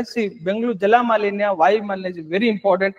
ಫ್ಯೂಚರ್ ಮುಂದಿನ ದಿನಮಾನಗಳಲ್ಲಿ ಯಾವುದೇ ಟಾಪಿಕ್ ಬಂದ್ರು ಪರಿಸರ ನೀವು ಅಪ್ಲಿಕೇಶನ್ಸ್ ಹಿಂದಿನ ಪೇಪರ್ಸ್ ಗಳಲ್ಲಿ ತೆಗೆದು ನೋಡಿದಾಗ ಏನಾಗ್ತಾ ಇತ್ತಂದ್ರೆ ಬುಕ್ಕಿಸ್ಟ್ ಕ್ವಶನ್ಸ್ ಗಳು ಬರ್ತಾ ಇದೆ. ಇತ್ತೀಚಿನ ಕ್ವಶನ್ ಪೇಪರ್ಸ್ ಗಳಲ್ಲಿ application of the questions applied questions ಎಲ್ಲ ಬರ್ತಾ ಇದೆ. ರೀಸೆಂಟ್ ಏನ್ ಡೆವಲಪ್ಮೆಂಟ್ ಆಗ್ತಾ ಇದೆ, ಆ ಡೆವಲಪ್ಮೆಂಟ್ ಮೇಲೆ ಕ್ವಶನ್ಸ್ ಬರ್ತಾ, ಆ ಡೆವಲಪ್ಮೆಂಟ್ಸ್ ನೀವು ಟ್ರ್ಯಾಕ್ ಮಾಡ್ತಾ ಬರ್ಬೇಕಾಗತ್ತೆ. ಸರಿನಾ? ಈಗ ಇದ್ರ ಮೇಲೆ ನೀವು ಏನ್ ಸ್ಟಡಿ ಮಾಡಿ ಅಂತಂದ್ರೆ ವಾಯು ಮಾಲಿನ್ಯ, ಜಲ ಮಾಲಿನ್ಯ, ಪ್ಲಾಸ್ಟಿಕ್ ಅಂದ್ರೆ ಏನು, ಇನ್ನೊಂದೇನು ಇಂಪಾರ್ಟೆಂಟ್ ಇದೆ. ಈಗ ಎಷ್ಟು last time PYQ question paper ನೋಡಿದಾಗ 40 ಮೈಕ್ರಾನ್ ಪ್ಲಾಸ್ಟಿಕ್ ಅನ್ನ ನಾವ್ ಏನ್ ಮಾಡಿದ್ವಿ ಅಂದ್ರೆ ಬ್ಯಾನ್ ಮಾಡಿದೀವಿ. ಅದಾದ ನಂತರ 120 ಮೈಕ್ರಾನ್ ಪ್ಲಾಸ್ಟಿಕ್ ಅನ್ನ ಇತ್ತೀಚೆಗೆ ಬ್ಯಾನ್ ಮಾಡಿದೀವಿ. ಮತ್ತೆ 2016ರಲ್ಲಿ ನಾವ್ ಏನ್ ಮಾಡಿದ್ವಿ ಅಂದ್ರೆ ರಾಜ್ಯದಲ್ಲಿ ಪ್ಲಾಸ್ಟಿಕ್ ನ ಬಳಕೆ, ಪ್ಲಾಸ್ಟಿಕ್ ನ ಉತ್ಪಾದನೆ ಮತ್ತು ಪ್ಲಾಸ್ಟಿಕ್ ನ ವಿತರಣೆಯನ್ನು ಸಂಪೂರ್ಣವಾಗಿ ನಿಷೇಧ ಮಾಡಿದೀವಿ. ಬಟ್ ಅದು ಪರಿಣಾಮಕಾರಿಯಾಗಿ ಜಾರಿಗೆ ಬಂದಿಲ್ಲ. ಸೊ ಈ ಎಲ್ಲಾ ಆಸ್ಪೆಕ್ಟ್ಸ್ ಗಳನ್ನ ನೆನ್ಪಿಡಿ. ಪ್ಲಾಸ್ಟಿಕ್ ಅಂದ್ರೆ ಏನು ಬೇಸಿಕ್ ಕ್ವಶನ್ ಕೇಳ್ತಾನೆ. ಪ್ಲಾಸ್ಟಿಕ್ ಅಂದ್ರೆ ಎಷ್ಟು ಮೈಕ್ರಾನ್ ಪ್ಲಾಸ್ಟಿಕ್ ಅನ್ನು ನಾವ್ ಏನ್ ಆಲೋ ಮಾಡ್ತಾ ಇದೀವಿ. ಫಸ್ಟ್ 40 ಮೈಕ್ರಾನ್ ನಾವು ಬ್ಯಾನ್ ಮಾಡಿದೀವಿ. ಈಗ 120 ಮೈಕ್ರಾನ್ ಪ್ಲಾಸ್ಟಿಕ್ ಅನ್ನು ಕೂಡ ನಾವೇನ್ ಮಾಡ್ಕೊಂಡಿವಿ ಅಂದ್ರೆ ಬ್ಯಾನ್ ಮಾಡ್ಕೊಂಡಿದೀವಿ. ಇದನ್ನು ಕೂಡ ನೀವು ನೆನ್ಪಿಡುವ ಪ್ರಯತ್ನವನ್ನು ಮಾಡಿ. ಓಕೆ, ನೆಕ್ಸ್ಟ್ ನೋಡಿ, ಸೆಲ್ಕೋಗೆ 2020ನೇ ಸಾಲಿ ಆಸ್ಟ್ರೇಲಿಯನ್ ಪ್ರಶಸ್ತಿ ಅಂತ ಇದೆ. ಇದನ್ನ ಗ್ರೀನ್ ಆಸ್ಕರ್ ಅಂತ ಕರಿತೀವಿ ನಾವು. ಗ್ರೀನ್ ಆಸ್ಕರ್ ಅಂತ ಕರಿತೀವಿ. ಗ್ರೀನ್ ಆಸ್ಕರ್, ಹೌದಾ? ಈ ಗ್ರೀನ್ ಆಸ್ಕರ್ ಅನ್ನ ಈ ಹರೀಶ್ ಹಂದೆ ಮತ್ತು ಇನ್ನೊಬ್ಬರು ಇಬ್ಬರು ಸೇರಿ ಏನ್ ಮಾಡಿದ್ದಾರೆ, ಈ ಕಂಪನಿಯನ್ನ ಸ್ಥಾಪನೆ ಮಾಡಿದ್ದಾನೆ. ಇದು ಏನಾಗುತ್ತೆ ಅಂದ್ರೆ ಮನೆಗೆ ಸೌರ ದೀಪವನ್ನ ಒದಗಿಸುವ ಒಂದು ಕಂಪನಿ. ಇದು ಸೋಲಾರ್ ಸೆಕ್ಟರ್ ಅಲ್ಲಿ ವರ್ಕ್ ಮಾಡ್ತಾ ಇದೆ. ಈ ಪ್ರಶಸ್ತಿ ಇದನ್ನ ಈ ಅಸ್ಟೆನ್ ಪ್ರಕೃತಿ ಸತತವಾಗಿ 3 ವರ್ಷ ಕೂಡ ಪಡ್ಕೊಂಡಿದೆ. ಇದನ್ನ ನಾವು ಗ್ರೀನ್ ಆಸ್ಕರ್ ಅಂತ ಕರಿತೀವಿ. ಇಷ್ಟು ಬೇಸಿಕ್ ಗೊತ್ತಿದ್ರೆ ಸಾಕು. ಇದ್ರ ಮೇಲೆ ನಿಮ್ ಬ್ಯಾಕ್ ಗ್ರೌಂಡ್ ಏನ್ ಬೇಕಾಗಿಲ್ಲ. ಇದು ಗ್ರೀನ್ ಆಸ್ಕರ್ ಯಾರು ಪಡ್ಕೊಂಡಿದ್ದಾರೆ, ಅವ್ರು ಕರ್ನಾಟಕದವರು. ಯಾವ ಕ್ಷೇತ್ರದಲ್ಲಿ ಕೆಲಸ ಮಾಡ್ತಾ ಅಂದ್ರೆ ಸೌರ ವಿದ್ಯುತ್ ಉತ್ಪಾದನೆಯಲ್ಲಿ ಮತ್ತು ಮನೆಗಳಿಗೆ ಸೌರ ದೀಪ ಒದಗಿಸುವಲ್ಲಿ ಕೆಲಸ ಮಾಡ್ತಾ ಇದ್ದಾರೆ. There is more. ಇಷ್ಟು ಬಿಟ್ಟರೆ ನಮಗೆ ಏನು ಬೇಕಾಗಿಲ್ಲ. ಓಕೆ, ನೆಕ್ಸ್ಟ್ ನೋಡಿ, ಆಂಧ್ರ CMಗೆ ಸಿದ್ದರಾಮಯ್ಯ ಪತ್ರ ಅಂತ ಇದೆ. ಇದು ಏನಾಗಿದೆ ಗೊತ್ತಾ? ಆಂಧ್ರ CMಗೆ ಯಾಕೆ ನಮ್ ಸಿದ್ದಪ್ಪನ ಪತ್ರ ಬರ್ದ ಅಂತಂದ್ರೆ, ಈಗ ನಮ್ದು ರಾಜ್ಯದಲ್ಲಿ ತೋತಾಪುರಿ ಮ್ಯಾಂಗೋ ಅಂತ ಒಂದು ವೆರೈಟಿ ಇದೆ. ಆ ತೋತಾಪುರಿ ಮ್ಯಾಂಗೋ ಏನಾಗಿದೆ ಅಂತಂದ್ರೆ ಚಿತ್ತೂರಲ್ಲಿ ಬಹಳಷ್ಟು ಫೇಮಸ್ ಇದೆ ಅದು. ಆ ಚಿತ್ತೂರಲ್ಲಿ ಏನಾಗುತ್ತೆ ಅಂದ್ರೆ ಅದನ್ನ ಏನ್ ಮಾಡಿ ಚಿತ್ತೂರು ಜಿಲ್ಲಾಡಳಿತ ಏನ್ ಮಾಡಿದೆ ಅಂದ್ರೆ ಬ್ಯಾನ್ ಮಾಡಿಬಿಟ್ಟಿದೆ. ಅದನ್ನ ಬ್ಯಾನ್ ಮಾಡಿದಕ್ಕೆ ಏನಾಗಿದ್ರೆ ನಮ್ ಸಿದ್ದಪ್ಪನ ಏನ್ ಮಾಡಿದವನೆ, ಆ ಬ್ಯಾನ್ ಅನ್ನ ನೀವೇನ್ ಮಾಡ್ಬೇಕಂದ್ರೆ ಹಿಂದಕ್ಕೆ ತೆಗೆದುಕೊಳ್ಳಬೇಕು ಅನ್ನೋ ಪತ್ರವನ್ನು ಬರೆದಿದ್ದಾರೆ. ಈಗ ನನಗ್ ಬೇಕಾಗಿರೋದನ್ ಗೊತ್ತಾ, ಇದು ಸಿದ್ದರಾಮಯ್ಯ ಪತ್ರ ಬರೆದ್ರು. ಯಾಕೆ ಬರೆದು? Totapuri mango variety, Totapuri mango variety ಇದು ನನಗೊಂದು ನ್ಯೂಸ್. ಬಟ್ ನನಗೇನ್ ಬೇಕಾಗಿರೋದು, ತೋತಾಪುರಿ ಜೊತೆ ಕರ್ನಾಟಕದಲ್ಲಿ ಇತರ ಅಲ್ಫೆನ್ಸೋ ನಾವು ಬೆಳಿತೀವಿ, ಮತ್ತು ಬಾದಾಮಿ ವೆರೈಟಿಯನ್ನು ನಾವು ಬೆಳಿತೀವಿ. ಎಟ್ ದ ಸೇಮ್ ಬಂಗನ್ಪಲ್ಲಿ ನಾವು ಬೆಳಿತೀವಿ, ನೀಲಂ ವೆರೈಟಿಯನ್ನು ಬೆಳಿತೀವಿ. Totapuri, Rasapuri, Mallika, Dasheri, Kesar, Malgova, at the same time Amrapali, Raspur ಮತ್ತು ಸಂದೂರ್ ಮತ್ತು ಹಿಮಾಮ್ ಪಸಂದ್ ಎಂಬ 10-15 ವೆರೈಟಿಗಳನ್ನ ನಾವು ಕರ್ನಾಟಕದಲ್ಲಿ ಮ್ಯಾಂಗೋ ವೆರೈಟಿಗಳನ್ನು ಬೆಳಿತೀವಿ. ಈ ಯಾಕೆ ನಾ ಹೆಸರು ಹೇಳ್ತಾ ಇದ್ದೀನಿ ಅಂತಂದ್ರೆ, ಈ ವೆರೈಟಿಗಳ ಮೇಲೆ ಏನ್ ಕ್ವಶನ್ಸ್ ಕೇಳಿದಾನಂತಂದ್ರೆ, ಈಗ ABCD ಆಪ್ಷನ್ಸ್ ಕೊಟ್ಟು ಇವು ಹತ್ತಿ ತಳಿಗಳಾಗಿವೆ, ಇವು ಮ್ಯಾಂಗೋ ತಳಿಗಳಾಗಿವೆ, ಇದನ್ನೊಂದು ಕ್ವಶನ್ಸ್ ಅನ್ನ ಕೇಳ್ಕೊಂಡಿದ್ದಾನೆ. ಎಟ್ ದ ಸೇಮ್ ಟೈಮ್ ನಿಮ್ಗೆ ಏನ್ ಕ್ವಶನ್ಸ್ ಕೇಳಿದಾನೆ, ಕರ್ನಾಟಕದಲ್ಲಿ ಮ್ಯಾಂಗೋ ನಿಯಂತ್ರಣ ಮತ್ತು ಮಾರುಕಟ್ಟೆ ಸಂಶೋಧನೆ ಅಂತಿದೆ, ಕಾರ್ಪೊರೇಷನ್ ಇದೆ. ಅದನ್ನ 2011ರಲ್ಲಿ ನಾವ್ ಏನ್ ಮಾಡ್ಕೊಂಡಿವಿ ಅಂತಂದ್ರೆ ಅದನ್ನ ರಚನೆ ಮಾಡ್ಕೊಂಡಿವಿ. ಇನ್ನೊಂದು ಇಂಪಾರ್ಟೆಂಟ್, ಇಶಾದ್ ಮಾವಿನ ಹಣ್ಣು ನೋಡಿ, ಇಶಾದ್ ಮಾವಿನ ತಳಿ ಇದೆ, ಮಾವಿನ ತಳಿ. ಈ ಇಶಾದ್ ಮಾವಿನ ತಳಿಗೆ ನಾವೇನ್ ಮಾಡ್ಕೊಂಡ್ವಿ ಅಂದ್ರೆ GI ಟ್ಯಾಗ್ ಅನ್ನ ನಾವು ಪಡೆದುಕೊಂಡಿವಿ. Very important. GI tag is one of the favourite area of examiner. ನಾನು ಇಲ್ಲಿ ಏನ್ ಹೇಳಿದ್ದೀನಿ ನಿಮಗೆ, ಫಸ್ಟ್ ಏನ್ ಗೊತ್ತಾ, ನನಗೊಂದು ನ್ಯೂಸ್ ಐಟಮ್ ಏನಿತ್ತು, ಸಿದ್ದರಾಮಯ್ಯ ಸಾಹೇಬರು ಏನ್ ಮಾಡಿದಾರೆ ಅಂತಂದ್ರೆ ಆಂಧ್ರ ಪ್ರದೇಶನ ಮುಖ್ಯಮಂತ್ರಿಗೆ ಒಂದು ಪತ್ರ ಬರ್ದವ್ರೆ. ಎದಕ್ ಪತ್ರ ಬರ್ದವ್ರೆ? ಒಂದು ತೋತಾಪುರಿ ಮ್ಯಾಂಗೋ ಚಿತ್ತೂರಲ್ಲಿ ಫೇಮಸ್ ನಮಗೆ ಏನಂತ ಮಾರ್ಕೆಟ್ ಇದೆ, ಅಲ್ಲಿನ ಜಿಲ್ಲಾಡಳಿತ ಏನ್ ಮಾಡ್ಬಿಟ್ಟೆ ಅಂತಂದ್ರೆ ಆ ತೋತಾಪುರಿ ಮ್ಯಾಂಗೋವನ್ನ ನಿಷೇಧ ಮಾಡಿದೆ. ಅದಕ್ಕಾಗಿ ನಮ್ಮ ರಾಜ್ಯದ ಗಡಿ ಭಾಗದ ರೈತರು ಏನಾಗ್ತಾ ಇದ್ದಾರೆ ಅಂತಂದ್ರೆ ತೊಂದರೆಗೀಡಾಗ್ತಾ ಇದ್ದಾರೆ. ಆ ತೊಂದರೆನ ಸರಿಪಡಿಸೋಕೆ ನೀವೇನ್ ಮಾಡ್ಬೇಕಂದ್ರೆ ನಿಷೇಧವನ್ನು ಹಿಂತೋಡ್ಕೋಬೇಕು ಅನ್ನೋ ಅಂಶವನ್ನ ನಮಗ್ ನ್ಯೂಸ್ ಐಟಮ್ ಇದೆ. ನನಗೇನ್ ಬೇಕಾಗಿರೋದು, ಆ ಒಂದು ಟಾಪಿಕ್ ಇಂದ ಹಿಡ್ಕೊಂಡು ಬೇರೆ ಬೇರೆ ಮ್ಯಾಂಗೋ ವೆರೈಟೀಸ್ ಯಾವ್ದಾವೆ ಕರ್ನಾಟಕದಲ್ಲಿ, ದೇಶದಲ್ಲಿ ಯಾವ್ದಾವೆ, ಅವೆಲ್ಲವನ್ನ ನೀವೇನ್ ಮಾಡ್ಬೇಕಂದ್ರೆ ನೀವು ಅಧ್ಯಯನ ಮಾಡ್ಬೇಕಾಗತ್ತೆ. ಇನ್ನೊಂದ್ಸರಿ ರಿಪೀಟ್ ಮಾಡ್ಬಿಡ್ತೀನಿ. Alphonso mango, Banganapalli mango, Neelam mango, next Totapuri, Rasapuri, Dasehari, Ishad mango, ಇವೆಲ್ಲ ವೆರೈಟಿಗಳು ನಮ್ಮ ರಾಜ್ಯದಲ್ಲಿ ಏನಾದ್ರು ಬೆಳಿತೀವಿ. ವೆರಿ ಇಂಪಾರ್ಟೆಂಟ್, ಇವೆಲ್ಲ ನೆನ್ಪಿಡುವ ಪ್ರಯತ್ನವನ್ನು ಮಾಡಿ. ಎಟ್ ದ ಸೇಮ್ ಟೈಮ್ ಒಂದು ಏನಂದ್ರೆ ಇಶಾದ್ ಮ್ಯಾಂಗೋಕ್ಕೂ ನಾವು GI ಟ್ಯಾಗ್ ಅಂತ ನಾವು GI ಟ್ಯಾಗ್ ಪಡೆದುಕೊಂಡಿವಿ ಅಂತ ನಾನು ಪದವನ್ನು ಯೂಸ್ ಮಾಡಿದ್ದೇನೆ. ಹಾಗಾದ್ರೆ ಕರ್ನಾಟಕದಲ್ಲಿ ಎಷ್ಟು ಪದಾರ್ಥಗಳಿಗೆ ನಾವು GI ಟ್ಯಾಗ್ ಅನ್ನ ಪಡ್ಕೊಂಡಿದೀವಿ? ಇಳಕಲ್ ಸೀರೆಯನ್ನ ಪಡ್ಕೊಂಡಿವಿ, ಸಿರ್ಸಿ ಸುಪಾರಿಯನ್ನು ಪಡ್ಕೊಂಡಿವಿ, ಕಲಬುರಗಿ ರಸಬಾಳೆಯನ್ನು ಪಡ್ಕೊಂಡಿದೀವಿ, ಬಿದ್ರಿ ಕಲೆಗೆ GI ಟ್ಯಾಗ್ ಅನ್ನು ಪಡ್ಕೊಂಡಿವಿ, ಮೈಸೂರು ಪಾಕ್ಗೆ ನಾವು ಏನು GI ಟ್ಯಾಗ್ ಅನ್ನು ಪಡ್ಕೊಂಡಿದೀವಿ. ನೆಕ್ಸ್ಟ್ ಏನ್ ಗೊತ್ತಾ, ನಮ್ದು ಯಾವ್ದು ಧಾರವಾಡ ಪೇಡಾಗೆ ನಾವು GI ಟ್ಯಾಗ್ ಅನ್ನು ಪಡ್ಕೊಂಡಿವಿ. ಎಷ್ಟು ಪದಾರ್ಥಗಳಿಗೆ ಫಸ್ಟ್ ನೀವು ಎಷ್ಟು ಪದಾರ್ಥಗಳಿಗೆ GI ಟ್ಯಾಗ್ ಅನ್ನು ಪಡ್ಕೊಂಡಿವಿ ಅದನ್ನ ನೆನ್ಪಿಡುವ ಪ್ರಯತ್ನ ಮಾಡಿ. ಅದನ್ನ ಬಿಟ್ಟು ಬೇರೆ ಬೇರೆ ಏನದಾವೆ, GI ಟ್ಯಾಗ್ ಒಂದಿದೆ, ಹೌದಾ? ಮತ್ತು ಜಿಯೋಗ್ರಾಫಿಕಲ್ ರಿಜಿಸ್ಟ್ರೇಷನ್ ಆಕ್ಟ್ 1990 ಒಂದಿದೆ, ಅದ್ರ ಬಗ್ಗೆ ಅಧ್ಯಯನ ಮಾಡಿ. ಮತ್ತೆ ಈಕೋ ಮಾರ್ಕ್ ಅಂದ್ರೆ ಏನು, ಹೌದಾ? ಅಗ್ ಮಾರ್ಕ್ ಅಂದ್ರೆ ಏನು, ಹೌದಾ? GI ಟ್ಯಾಗ್ ಜೊತೆಗೆ ಈಗ GI ಟ್ಯಾಗ್ ಒಂದು, next eco mark, Agmark, next ನಮಗ ಹಾಲ್ ಮಾರ್ಕ್ ಅಂದ್ರೆ ಏನು, ಈ ಎಲ್ಲವನ್ನ ಏನ್ ಮಾಡಿದಾನಂತಂದ್ರೆ ಎಕ್ಸಾಮ್ ಅಲ್ಲಿ ನಾನು ಯಾಕೆ ಹೇಳ್ತಾ ಇದ್ದೀನಿ, ಈ ಮಾರ್ಕ್ಗಳು ಒಂದ್ ಕಡೆ ಮತ್ತು ವಸ್ತುಗಳು ಒಂದ್ ಕಡೆ, ಎರಡು ಕಡೆಗೂ ಮ್ಯಾಚ್ ದಿ ಫಾಲೋಯಿಂಗ್ ಕ್ವಶನ್ಸ್ ಅನ್ನ ಕೇಳ್ಕೊಟ್ಟಿದ್ದಾನೆ. ಈ GI ಟ್ಯಾಗ್ ಅನ್ನ ಕ್ವಶನ್ಸ್ ಕೇಳ. ಎಟ್ ದ ಸೇಮ್ ಟೈಮ್ ಏನ್ ಗೊತ್ತಾ, ಈ ಬ್ಲೂ ಫ್ಲಾಗ್ ಸರ್ಟಿಫಿಕೇಟ್ ಅಂತ ಬರ್ತಾ ಇದೆ ಗೊತ್ತಾ, ಇತ್ತೀಚೆಗೆ ನಮ್ಮ ರಾಜ್ಯದ ಬ್ಲೂ ಫ್ಲಾಗ್ ಸರ್ಟಿಫಿಕೇಟ್ಸ್ ಅಂತ ನಾವು ಕೊಡ್ತಾ ಇದೀವಿ. ಅದನ್ನ ಎಟ್ ದ ಸೇಮ್ ನಮ್ಮ ಯುನೆಸ್ಕೋ ಸ್ಥಾನಗಳನ್ನ ನೀವು ಅಧ್ಯಯನ ಮಾಡಿ. ಒಂದು ಟಾಪಿಕ್ ಅನ್ನ ತೆಗೆದುಕೊಂಡಾಗ ಅದೇ ರೀತಿಯಾಗಿ ಸೇಮ್ ಯಾವ ರೀತಿ ಟಾಪಿಕ್ಸ್ ಇದಾವೆ ಎಲ್ಲವನ್ನು ಕ್ಲಬ್ ಮಾಡಿ ಅದನ್ನ ಏನ್ ಮಾಡಿ ಅಂದ್ರೆ ರಿವಿಷನ್ ಮಾಡೋ ಪ್ರಯತ್ನವನ್ನು ಮಾಡಿ. ನೀವೇನೋ ಒಂದು ಟಾಪಿಕ್ ಅನ್ನು ತಿಳಿದುಕೊಂಡೆ ಅಷ್ಟೇ ಬಿಟ್ಟು ಅಂದ್ರೆ ಏನಾಗದ ವರ್ಕೌಟ್ ಆಗಲ್ಲ. ನೀವು GI ಟ್ಯಾಗ್ ಅನ್ನು ಅಧ್ಯಯನ ಮಾಡಿ. ನಮಗೆ ಟ್ರೇಡ್ ಮಾರ್ಕ್ ಇದೆ ನೋಡಿ, ಟ್ರೇಡ್ ಮಾರ್ಕ್ ಇಶ್ಯೂ ಬರ್ತದೆ, ಟ್ರೇಡ್ ಮಾರ್ಕ್ ಇದೆ, ನೆಕ್ಸ್ಟ್ ಈಕೋ ಮಾರ್ಕ್ ಇದೆ, ಅಗ್ ಮಾರ್ಕ್ ಇದೆ, ಹಾಲ್ ಮಾರ್ಕ್ ಇದೆ, ನೆಕ್ಸ್ಟ್ ಏನ್ ಗೊತ್ತಾ ನಮ್ಮ ಬ್ಲೂ ಫ್ಲಾಗ್ ಸರ್ಟಿಫಿಕೇಶನ್ಸ್ ಇದೆ, ಯುನೆಸ್ಕೋ ವರ್ಲ್ಡ್ ಹೆರಿಟೇಜ್ ಸೈಟ್ಸ್ ಇದೆ. ಇವೆಲ್ಲವನ್ನು ಮಾಡಿ ಅಂದ್ರೆ ಈ ಎಲ್ಲಾ ಟಾಪಿಕ್ಸ್ ಗಳನ್ನ ನೀವು ಏನ್ ಮಾಡ್ಬೇಕಂದ್ರೆ 360 ಡಿಗ್ರಿ ಪ್ರಿಪರೇಷನ್ ಮಾಡುವ ಪ್ರಯತ್ನವನ್ನು ಮಾಡಿ. ಎಕ್ಸಾಮ್ ನೀವು ಕ್ವಶನ್ ಪೇಪರ್ ತೆಗೆದು ನೋಡ್ಕೊಂಡಾಗ ಈ ಏರಿಯಾದ ಮೇಲೆ ಟಾಪಿಕ್ಸ್ ಇದೆ. ನೀವು ಕರೆಂಟ್ ಅಫೇರ್ಸ್ ಅನ್ನು ಏನೇನೋ ಓದ್ತಾ ಹೋದ್ರೆ ಅಲ್ಲಿ ಕ್ವಶನ್ಸ್ ಬರಂಗಿಲ್ಲ. ಯಾವ ಟಾಪಿಕ್ ಹಿಟ್ ಮಾಡ್ಬೇಕು ಅನ್ನೋದು ಬಹಳಷ್ಟು ಇಂಪಾರ್ಟೆಂಟ್ ಆಗ್ತಾ ಹೋಗುತ್ತದೆ ನಿಮಗೆ. ನನಗೊಂದು ನ್ಯೂಸ್ ಐಟಮ್ ಅನ್ನ ಆಸ್ ಎ ಕಾಂಪಿಟೇಟಿವ್ ಎಕ್ಸಾಮ್ಗೆ ನಾನು ಹೆಂಗ್ ಬೇಕು ನಾನು ಹಂಗೆ ಕನ್ವರ್ಟ್ ಮಾಡ್ಕೊಂಡಿದ್ದೇನೆ. ನೀವು ಕೂಡ ಏನ್ ಗೊತ್ತೋ ನ್ಯೂಸ್ ಪೇಪರ್ ನೋಡುವಾಗ ನಿಮ್ಮ ದೃಷ್ಟಿಕೋನ ಚೇಂಜ್ ಆಗ್ಬೇಕು. ನಿಮ್ ದೃಷ್ಟಿಕೋನ ಚೇಂಜ್ ಆದ್ರೆ ಮಾತ್ರ ನಿಮ್ ಓದುವ ವಿಧಾನ ಚೇಂಜ್ ಆಗತ್ತೆ. ನೀವು ಓದುವ ವಿಧಾನ ಚೇಂಜ್ ಆದ್ರೆ ಮಾತ್ರ ನಿಮ್ಗೆ ರಿಸಲ್ಟ್ ಬರ್ತದೆ ವಿನಃ ಎಲ್ಲರೂ ಓದ್ತಾರೆ ಬಟ್ ಫ್ಯೂ ಪೀಪಲ್ ಮಾತ್ರ ಏನಾಗತ್ತಂದ್ರೆ ಸಕ್ಸಸ್ ಆಗ್ತಾರೆ. ಅದಕ್ಕೆ ಮುಖ್ಯ ಕಾರಣ ಅಂತಂದ್ರೆ ನೀವು PYQ ನ ಡೈಲಿ ನೋಡಲೇಬೇಕು. ನೀವು ಯಾರು PYQ ನೋಡದ ಪ್ರಿಪರೇಷನ್ ಮಾಡ್ತಾ ಇದ್ದೀರಾ, ನೀವು ನಿಮ್ ಎನರ್ಜಿಯನ್ನ ಬೇರೆಲ್ಲೋ ಕಡೆ ಏನ್ ಮಾಡ್ತಾ ಇದ್ದಾರೆ, ಬೇರೆ ಕಡೆ ಇನ್ವೆಸ್ಟ್ಮೆಂಟ್ ಮಾಡ್ತಾ ಇದ್ದೀರಾ, ನಿಮ್ಗೆ ರಿಸಲ್ಟ್ ಬರಲ್ಲ. ಸೊ PYQ ನೋಡಿದಾಗ ನೀವೇನ್ ಬೇರೆ ಬೇರೆ ಕಡೆಯನ್ನ ಹೊಳ್ತಿರ್ತೀರಿ, ಮತ್ತೆ ನಿಮಗೆ ಎಕ್ಸಾಮ್ಗೆ ಏನ್ ಬೇಕು ಅದರ ಕಡೆ ನಿಮ್ಗೆ ಹೊಳ್ಕೊಂಡು ತರುವಂತಹ ಕೆಲಸ ನಿಮ್ಗೆ ಮಾರ್ಗದರ್ಶನವಾಗಿ ಯಾವ್ದಾದ್ರು ಮಾಡತ್ತಾದ್ರೆ ಅದು ಏನಂತಂದ್ರೆ PYQ ಕ್ವಶನ್ ಪೇಪರ್ಸ್ಗಳು. And at the same time ಈ ಆಪರೇಷನ್ ಯಶಸ್ವಿ ಪ್ರೋಗ್ರಾಮ್ ನ ಮುಖ್ಯ ಉದ್ದೇಶ ಏನಂತಂದ್ರೆ ನೀವು PYQ ಥ್ರೂ ಹೋಗಿ ಒಂದು ನ್ಯೂಸ್ ಐಟಮ್ ಅನ್ನ ಅದ್ರ ಬೇಸಿಕ್ಸ್ ಏನ್ ಬೇಕು ನನಗೆ ಕ್ವಶನ್ ಪೇಪರ್ ನಾನು ತೆಗಿಬೇಕಂದ್ರೆ ನಾನು ಏನ್ ಮಾಡ್ತೀನಿ, ಆಸ್ ಎ 50-60 ಓಲ್ಡ್ ಮ್ಯಾನ್ ನಾನು ಏನು ನ್ಯೂಸ್ ಅನ್ನ ಓದ್ತಿರ್ತೀನಿ, ರಿಟೈರ್ ಆಗಿರ್ತೀನಿ, ನಾನು ಏನ್ ನ್ಯೂಸ್ ಅಲ್ಲಿ ಇರ್ತಾನೆ, ಏನೋ ಒಂದು ಟಾಪಿಕ್ ಬಂತು, ಆ ಟಾಪಿಕ್ ರಿಲೇಟೆಡ್ ಏನ್ ಮಾಡ್ತೀನಿ ಅಂತಂದ್ರೆ ನಾನು ಕ್ವಶನ್ ಪೇಪರ್ ತೆಗೆದು ಬಿಡ್ತೀನಿ. ನಾನು ಯಾವ್ದು ನಿಮ್ಮಂಗೆ PhD ಮಾಡಿ ನಾನು ಓದೋ ಅವಶ್ಯಕತೆ ಇಲ್ಲ. ಏನೋ ನ್ಯೂಸ್ ನಡೀತಾ ಇದೆ, ಈಗ OBC ಕಮಿಷನ್ ಏನೋ ಒಂದು ಕಾಂತರಾಜ್ ಕಮಿಷನ್ ಅಥವಾ ಜಾತಿ ಗಣತಿ ಬಗ್ಗೆ ನಡೀತಾ ಇದೆ, ಅದನ್ನೇನ್ ಮಾಡ್ತೀನಿ ಅಂದ್ರೆ ನಾನು OBC ಬಗ್ಗೆ ರಿಲೇಟೆಡ್ ಹೋಗಿ ಏನು ಗೊತ್ತಾ ಯಾವ್ದೋ ಕ್ವಶನ್ ಬೇಸಿಕ್ ಕ್ವಶನ್ ಕೇಳ್ಬಿಡ್ತೀನಿ ನಾನು.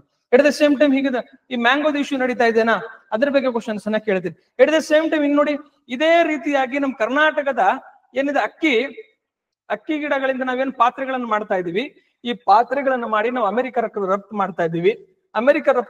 ಅಮೆರಿಕ ಏನ್ ಮಾಡಿದೆ ಅಂದ್ರೆ ಈ ಪಾತ್ರೆಗಳಲ್ಲಿ ಕಾನ್ಸರ್ಕಾರಕ ಅಂಶಗಳಿದೆ ಅಂತ ಏನ್ ಮಾಡಿದೆ ಅಂತ ಅದನ್ನ ನಿಷೇಧ ಮಾಡಿದೆ. ಸೊ ನನಗೇನೀಗ ಈ ಅಡಕೆ ಬೆಳೆದ್ ನನ್ ಬಂದು ಕ್ಯಾನ್ಸರ್ ನನಗೆ ವರ್ಡ್ ಇದು ಈಗ ಅಮೆರಿಕಾದಂಗ ಸುಂಕ ಹಾಕ್ತು. ದಟ್ ಈಸ್ ಅದು ಇಂಟರ್ನ್ಯಾಷನಲ್. ಅದಕ್ಕೆ ನಮ್ಮ ರಾಜ್ಯದಲ್ಲಿ ಏನ್ ಮಾಡ್ತಾರೆ ರೈತ ಸಂಘಗಳು ಮಾನ್ಯ ಪ್ರಧಾನಮಂತ್ರಿಗೆ ಲೆಟರ್ ಬರ್ದವ್ರೆ, ಅದೆಲ್ಲ ಡಿಫ್ರೆಂಟ್ ಇಶ್ಯೂ. ನನಗೇನ್ ಬೇಕು ಎಕ್ಸಾಮ್ಸ್ಗೆ, ಇದಕ್ಕೇನು ಗೊತ್ತಾ ಅಡಿಕೆ ಬೆಳೆಗೆ ಏನೇನ್ ಬೇಕು, ಹೌದಾ? ಅಡಿಕೆಗಳಲ್ಲಿ ಎಷ್ಟು ವಿಧಗಳದಾವೆ, ಕ್ಯಾನ್ಸರ್ ಅಂತ ಹೇಳ್ತಿದ್ರೆ ಕ್ಯಾನ್ಸರ್ ಬಗ್ಗೆ ನನಗೆ ಇಂಪಾರ್ಟೆಂಟ್ ಆಗುತ್ತೆ. ಕ್ಯಾನ್ಸರ್ಗಳ ಕುರಿತು ಅಧ್ಯಯನವನ್ನ ನಾವು ಅಂಕಾಲಜಿ ಅಂತ ಕರಿತೀವಿ. ಕ್ಯಾನ್ಸರ್ಗೆ ಕಾರಣ ಏನು, ಕ್ಯಾನ್ಸರ್ನ ಚಿಕಿತ್ಸಾ ವಿಧಾನಗಳು ಯಾವುದು. ಮೊನ್ನೆ ನ್ಯೂಸ್ ಅಲ್ಲಿ ಬಂದಿದ್ದು, ಒಂದ್ ವೀಕ್ ಕೆಳಗಡೆ ಪ್ರೋಟೀನ್ ಆಧಾರಿತ ನಾವೇನ್ ಮಾಡ್ತಾ ಇದ್ರು, ಕ್ಯಾನ್ಸರ್ ಚಿಕಿತ್ಸೆಯನ್ನು ಕೊಡಕ್ ನಾವೇನ್ ಸಂಶೋಧನೆ ಮಾಡ್ತಾ ಇದೀವಿ. ಇವೆಲ್ಲವನ್ನ ನಾವು ಕೀಮೋಥೆರಪಿ ಮಾಡ್ತೀವಿ, ಹೌದಾ. ಕೀಮೋಥೆರಪಿಯನ್ನು ಬಿಟ್ಟು ನಾವು ಪ್ರೋಟೀನ್ ಥೆರಪಿಯನ್ನು ಮಾಡ್ಬೇಕು ಅನ್ಕೊಂಡು, ಪ್ರೋಟೀನ್ ಥೆರಪಿ ಮಾಡೋದ್ರಿಂದ ಎಲ್ಲಿ ನಾವು ಕ್ಯಾನ್ಸರ್ ಗಡ್ಡೆ ಇದೆ ಅದ್ರ ಮೇಲೆ ಟ್ರೀಟ್ಮೆಂಟ್ ಇದ್ದಾಗ ಅದರ ಅಕ್ಕಪಕ್ಕದಲ್ಲಿನ ಭಾಗಗಳಿಗೆ ಹಾಮ್ ಆಗೋದಿಲ್ಲ. ಅದಕ್ಕಾಗಿ ನಾವೇನ್ ಮಾಡ್ತೇವೆ ಅಂದ್ರೆ ಪ್ರೋಟೀನ್ ಥೆರಪಿಯನ್ನು ಮಾಡುವ ಪ್ರಯತ್ನವನ್ನು ಮಾಡ್ತಾ ಇದ್ವಿ. ನನಗಿರೋದೇನು, ಒಂದು ಟಾಪಿಕ್ ಅನ್ನು ತೆಗೆದುಕೊಂಡು ನನಗೆ ಎಕ್ಸಾಮ್ ದೃಷ್ಟಿಯಿಂದ ಹೆಂಗ್ ಬೇಕು ಹಂಗ್ ಪರಿವರ್ತನೆ ಮಾಡುವ ಕಲೆ ನಿಮ್ಮ ಹತ್ರ ಬಂದಾಗ ಮಾತ್ರ ನೀವು ಎಕ್ಸಾಮ್ ಪಾಸ್ ಮಾಡಕ್ ಆಗತ್ತೆ. ಅದರ್ವೈಸ್ ಏನಾಗುತ್ತೆ ಗೊತ್ತಾ, ಡೇ ಅಂಡ್ ನೈಟ್ ನೀವು ಓದ್ತಿರ್ತೀರಾ, 7 hours 8 hours 9 hours ನೀವು ಓದ್ತಿರ್ತೀರಾ. ಬಟ್ ನೀವು ಏನ್ ಮಾಡ್ತಾ ಇದ್ರೆ ನಿಮ್ ಎನರ್ಜಿಯನ್ನ ಎಲ್ಲಿ ಹಾಕ್ಬೇಕು ಹಾಕೋದನ್ನ ಬಿಟ್ಟು ಬೇರೆ ಕಡೆ ಹಾಕ್ತಿರ್ತಾ. ದಿಸ್ ಇಸ್ ದ ರೀಸನ್ ಅಷ್ಟೇ, ಹೌದಾ. ಇಲ್ಲೇನು ಯಾರು ಟ್ಯಾಲೆಂಟೆಡ್ ಅಲ್ಲ, ಯಾರು ಜಾಸ್ತಿ ಟ್ಯಾಲೆಂಟೆಡ್ ಅವ್ರು ಕಡಿಮೆ ಟ್ಯಾಲೆಂಟ್ ಏನಿಲ್ಲ. PYQ ನೋಡ್ರಿ, ಅದನ್ನ ಫಾಲೋ ಮಾಡ್ರಿ, ಬೇಸಿಕ್ಸ್ ಅನ್ನ ಸ್ಟ್ರಾಂಗ್ ಮಾಡ್ರಿ. ದಟ್ ಈಸ್ ಅ ಮಂತ್ರ ಅಷ್ಟೇ, ಬೇರೆ ಏನು ಇಲ್ಲ ಇಲ್ಲಿ. ಓಕೆ, ನೆಕ್ಸ್ಟ್ ಟಾಪಿಕ್ ಕಡೆ ಹೋಗೋಣ. ನೆಕ್ಸ್ಟ್ ನೋಡಿ, ತಲ್ಲಿಕಿ ವಂದನಂ ಯೋಜನೆಗೆ 10,091 ಕೋಟಿ ವೆಚ್ಚ ನಾಯ್ಡು ಅಂತ ಹೇಳಿದಾನೆ. ನಮಗೆಲ್ಲ ಗೊತ್ತು, ಆಂಧ್ರ ಪ್ರದೇಶನ ಮುಖ್ಯಮಂತ್ರಿ ಆದಂತ ಚಂದ್ರಬಾಬು ನಾಯ್ಡು ಅಂತಂದ್ರೆ ಸೂಪರ್ 6 ಅಂತ ಏನ್ ಮಾಡಿದ, ಸೂಪರ್ ಸಿಕ್ಸ್ ಅಂತ ಏನ್ ಮಾಡಿದ್ರು, ಒಂದು ಪ್ರೋಗ್ರಾಮ್ ಅನ್ನು ಲಾಂಚ್ ಮಾಡಿದ್ರು.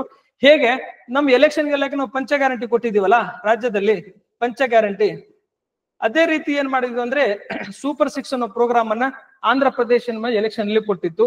ಅದ್ರ ಪಾರ್ಟ್ ಆಗಿನ ಏನ್ ಮಾಡಿದ್ರೆ ತಲ್ಲಿಕಿ ವಂದನಂ ಅಂತಂದ್ರೆ, ತಲ್ಲಿ ಅಂದ್ರೆ ಮದರ್ ಅಂತ, ಅವರಿಗೆ ವಂದನೆ, ತಾಯಿಗೆ ವಂದನೆ ಅನ್ನೋದು ಪ್ರೋಗ್ರಾಮ್ ಇದೆ. ಈ ತಲ್ಲಿಕಿ ವಂದನಂ ಏನಂತಂದ್ರೆ, ಈ ಪ್ರೋಗ್ರಾಮ್ ಮೂಲಕ ನಾವೇನ್ ಮಾಡೋಣ, ಶಿಕ್ಷಣ ಕ್ಷೇತ್ರದಲ್ಲಿ ಮಹಿಳೆಯರ ಶಿಕ್ಷಣ ಉತ್ತೇಜಿಸಲು ವಾರ್ಷಿಕವಾಗಿ 15,000 ರೂಪಾಯಿ ಕೊಡುವಂತ ಒಂದು ಪ್ರೋಗ್ರಾಮೇ ತಲ್ಲಿಕಿ ವಂದನಂ ಪ್ರೋಗ್ರಾಮ್. ಇಷ್ಟೇ ಇದ್ರ ಬೇಸಿಕ್ಸ್ ಗೊತ್ತಿದ್ರೆ ಸಾಕು. ಯಾಕಂದ್ರೆ ಅದರ್ ಸ್ಟೇಟ್ ಇರೋದ್ರಿಂದ ನಿಮ್ಗೆ ಏನ್ ಇನ್ ಕೇಸ್ ಈ ರೀಸೆಂಟ್ ಯಾವ್ದಾದ್ರು ಎಕ್ಸಾಮ್ ಆಯ್ತು, ಏನ್ ಗೊತ್ತಾ, ಎಜುಕೇಶನ್ ಸೆಕ್ಟರ್ಗೆ ನಾವು ಪ್ರಮೋಷನ್ ಮಾಡ್ತಾ ಇದೀವಿ ಅಂತಾದಾಗ ತಲ್ಲಿಕಿ ವಂದನಂ ಪ್ರೋಗ್ರಾಮ್ ಅಂತ ತರ್ತಾ ಇದೀವಿ. ಇದನ್ನಾಯ್ತು. ಈಗ ನನ್ನ ಮೈಂಡ್ ಎಲ್ಲಿ ಓಡ್ತಾ ಇದೆ ಗೊತ್ತಾ, ಈಗ ಶಿಕ್ಷಣ ಅನ್ನೋ ಪದ ಬಂತಪ್ಪ ಇಲ್ಲಿ. ಅಂದ್ರೆ ಶಿಕ್ಷಣ ಯಾವ ಪಟ್ಟಿಯಲ್ಲಿದೆ, ಶಿಕ್ಷಣ ಸಮವರ್ತಿ ಪಟ್ಟಿಯಲ್ಲಿದೆ, ಯಾವ ತಿದ್ದುಪಡಿಯ ಮೂಲಕ ನಾವು ಸಮವರ್ತಿಗೆ ಹಾಕ್ಬಿಟ್ಟಿವಿ. ಶಿಕ್ಷಣ ಏನ್ ಗೊತ್ತಾ, ಹೌದಾ, ಶಿಕ್ಷಣ ಯಾವಾಗ 2022 ಅಲ್ಲಿ ನಾವೇನ್ 2020 ಅಲ್ಲಿ ನ್ಯೂ ಎಜುಕೇಶನ್ ಪಾಲಿಸಿನ ತಂದಿದೀವಿ. ಎಟ್ ದ ಸೇಮ್ ಟೈಮ್ ಈ ನ್ಯೂ ಎಜುಕೇಶನ್ ಪಾಲಿಸಿನ ಕರ್ನಾಟಕ ಅಳವಡಿಸ್ಕೊಂಡಿಲ್ಲ. ನಾವೇನ್ ಥೋರಟ್ ಅವ್ರು, ಯಾರು ಉಷಾ ಯಾವ್ದು ಥೋರಟ್ ಅವ್ರ ಅಧ್ಯಕ್ಷತೆಯಲ್ಲಿ ನಾವೇನ್ ಮಾಡಿದ್ರೆ ಹೊಸ ಸ್ಟೇಟ್ ಏನ್ ಗೊತ್ತಾ, ನ್ಯೂ ಸ್ಟೇಟ್ ಎಜುಕೇಶನ್ ಪಾಲಿಸಿಯನ್ನು ಮಾಡಕ್ಕೆ ನಾವೇನ್ ಮಾಡ್ತೇವೆ ಅಂದ್ರೆ ಒಂದು ಕಮಿಷನ್ ಮಾಡ್ಕೊಂಡಿದೀವಿ. ಅದ್ರ ಬಗ್ಗೆ ಕ್ವಶನ್ಸ್ ಕೇಳಬಹುದು. 1964 ಕೊಠಾರಿ ಕಮಿಷನ್ಸ್ ಕೇಳಬಹುದು. 1986 ಏನಾಗುತ್ತದೆ, ನ್ಯೂ ಎಜುಕೇಶನ್ ಪಾಲಿಸಿ ಇತ್ತು, ಹೌದಾ. ಇತ್ತೀಚೆಗೆ ಏನ್ ಮಾಡ್ತಾ, ಅಟಲ್ ಟಿಂಕರಿಂಗ್ ಲ್ಯಾಬ್ ಅಂತ ಜಾರಿಗೊತ್ತದೆ. ಎಜುಕೇಶನ್ ಸಿಸ್ಟಮ್ ಬಗ್ಗೆ ನೀವೇನ್ ಮಾಡಕ್ 360 ಡಿಗ್ರಿ ಪ್ರಯತ್ನವನ್ನು ಓದುವ ಪ್ರಯತ್ನವನ್ನು ಮಾಡ್ರಿ. ಒಂದು ಟಾಪಿಕ್ ಅನ್ನು ತೆಗೆದುಕೊಂಡಾಗ ಈ ಟಾಪಿಕ್ ಗಳ ಆಧಾರದ ಮೇಲೆ ನೀವೇನ್ ಮಾಡ್ಬೇಕಂದ್ರೆ ಈ ಕರೆಂಟ್ ಅಫೇರ್ಸ್ ಅನ್ನು ಪ್ರಿಪರೇಷನ್ ಮಾಡುವ ಪ್ರಯತ್ನವನ್ನು ಮಾಡಬೇಕು. ಈಗ 90% ಆಫ್ ಸ್ಟೂಡೆಂಟ್ ಏನ್ ಮಾಡ್ತೀನಿ ಅಂದ್ರೆ ಆ ಪೇಪರ್ ಅನ್ನು ಓದ್ತೀರಾ, ಅದು ನ್ಯೂಸ್ ಬಂತು, ಆ ನ್ಯೂಸ್ ಐಟಮ್ ತರ ನೋಡ್ತೀರಾ, ಅದನ್ನ ಹೋಗ್ಬಿಡ್ತೀರಾ. ಬಟ್ ಅದರಿಂದ ನಿಮಗೆ ನ್ಯೂಸ್ ಆಗೋದಿಲ್ಲ. ಒಂದು ಕ್ವಶನ್ ಪೇಪರ್ಸ್ ಅಲ್ಲಿ ಏನ್ ನ್ಯೂಸ್ ಐಟಮ್ ಅಲ್ಲಿ ಓದ್ತೀರಾ ಅದನ್ನೇ ಕ್ವಶನ್ಸ್ ಕೇಳಬೇಕಾದ್ರೆ ಎಲ್ಲಾ ಕ್ವಶನ್ಸ್ ಅದನ್ನ ಕೇಳಕ್ಕಾಗಲ್ಲ. ಅಟ್ ಲೀಸ್ಟ್ ನಾವು ಬೇಸಿಕ್ಸ್ ಅನ್ನು ಹೋಗ್ಬೇಕಾಗತ್ತೆ.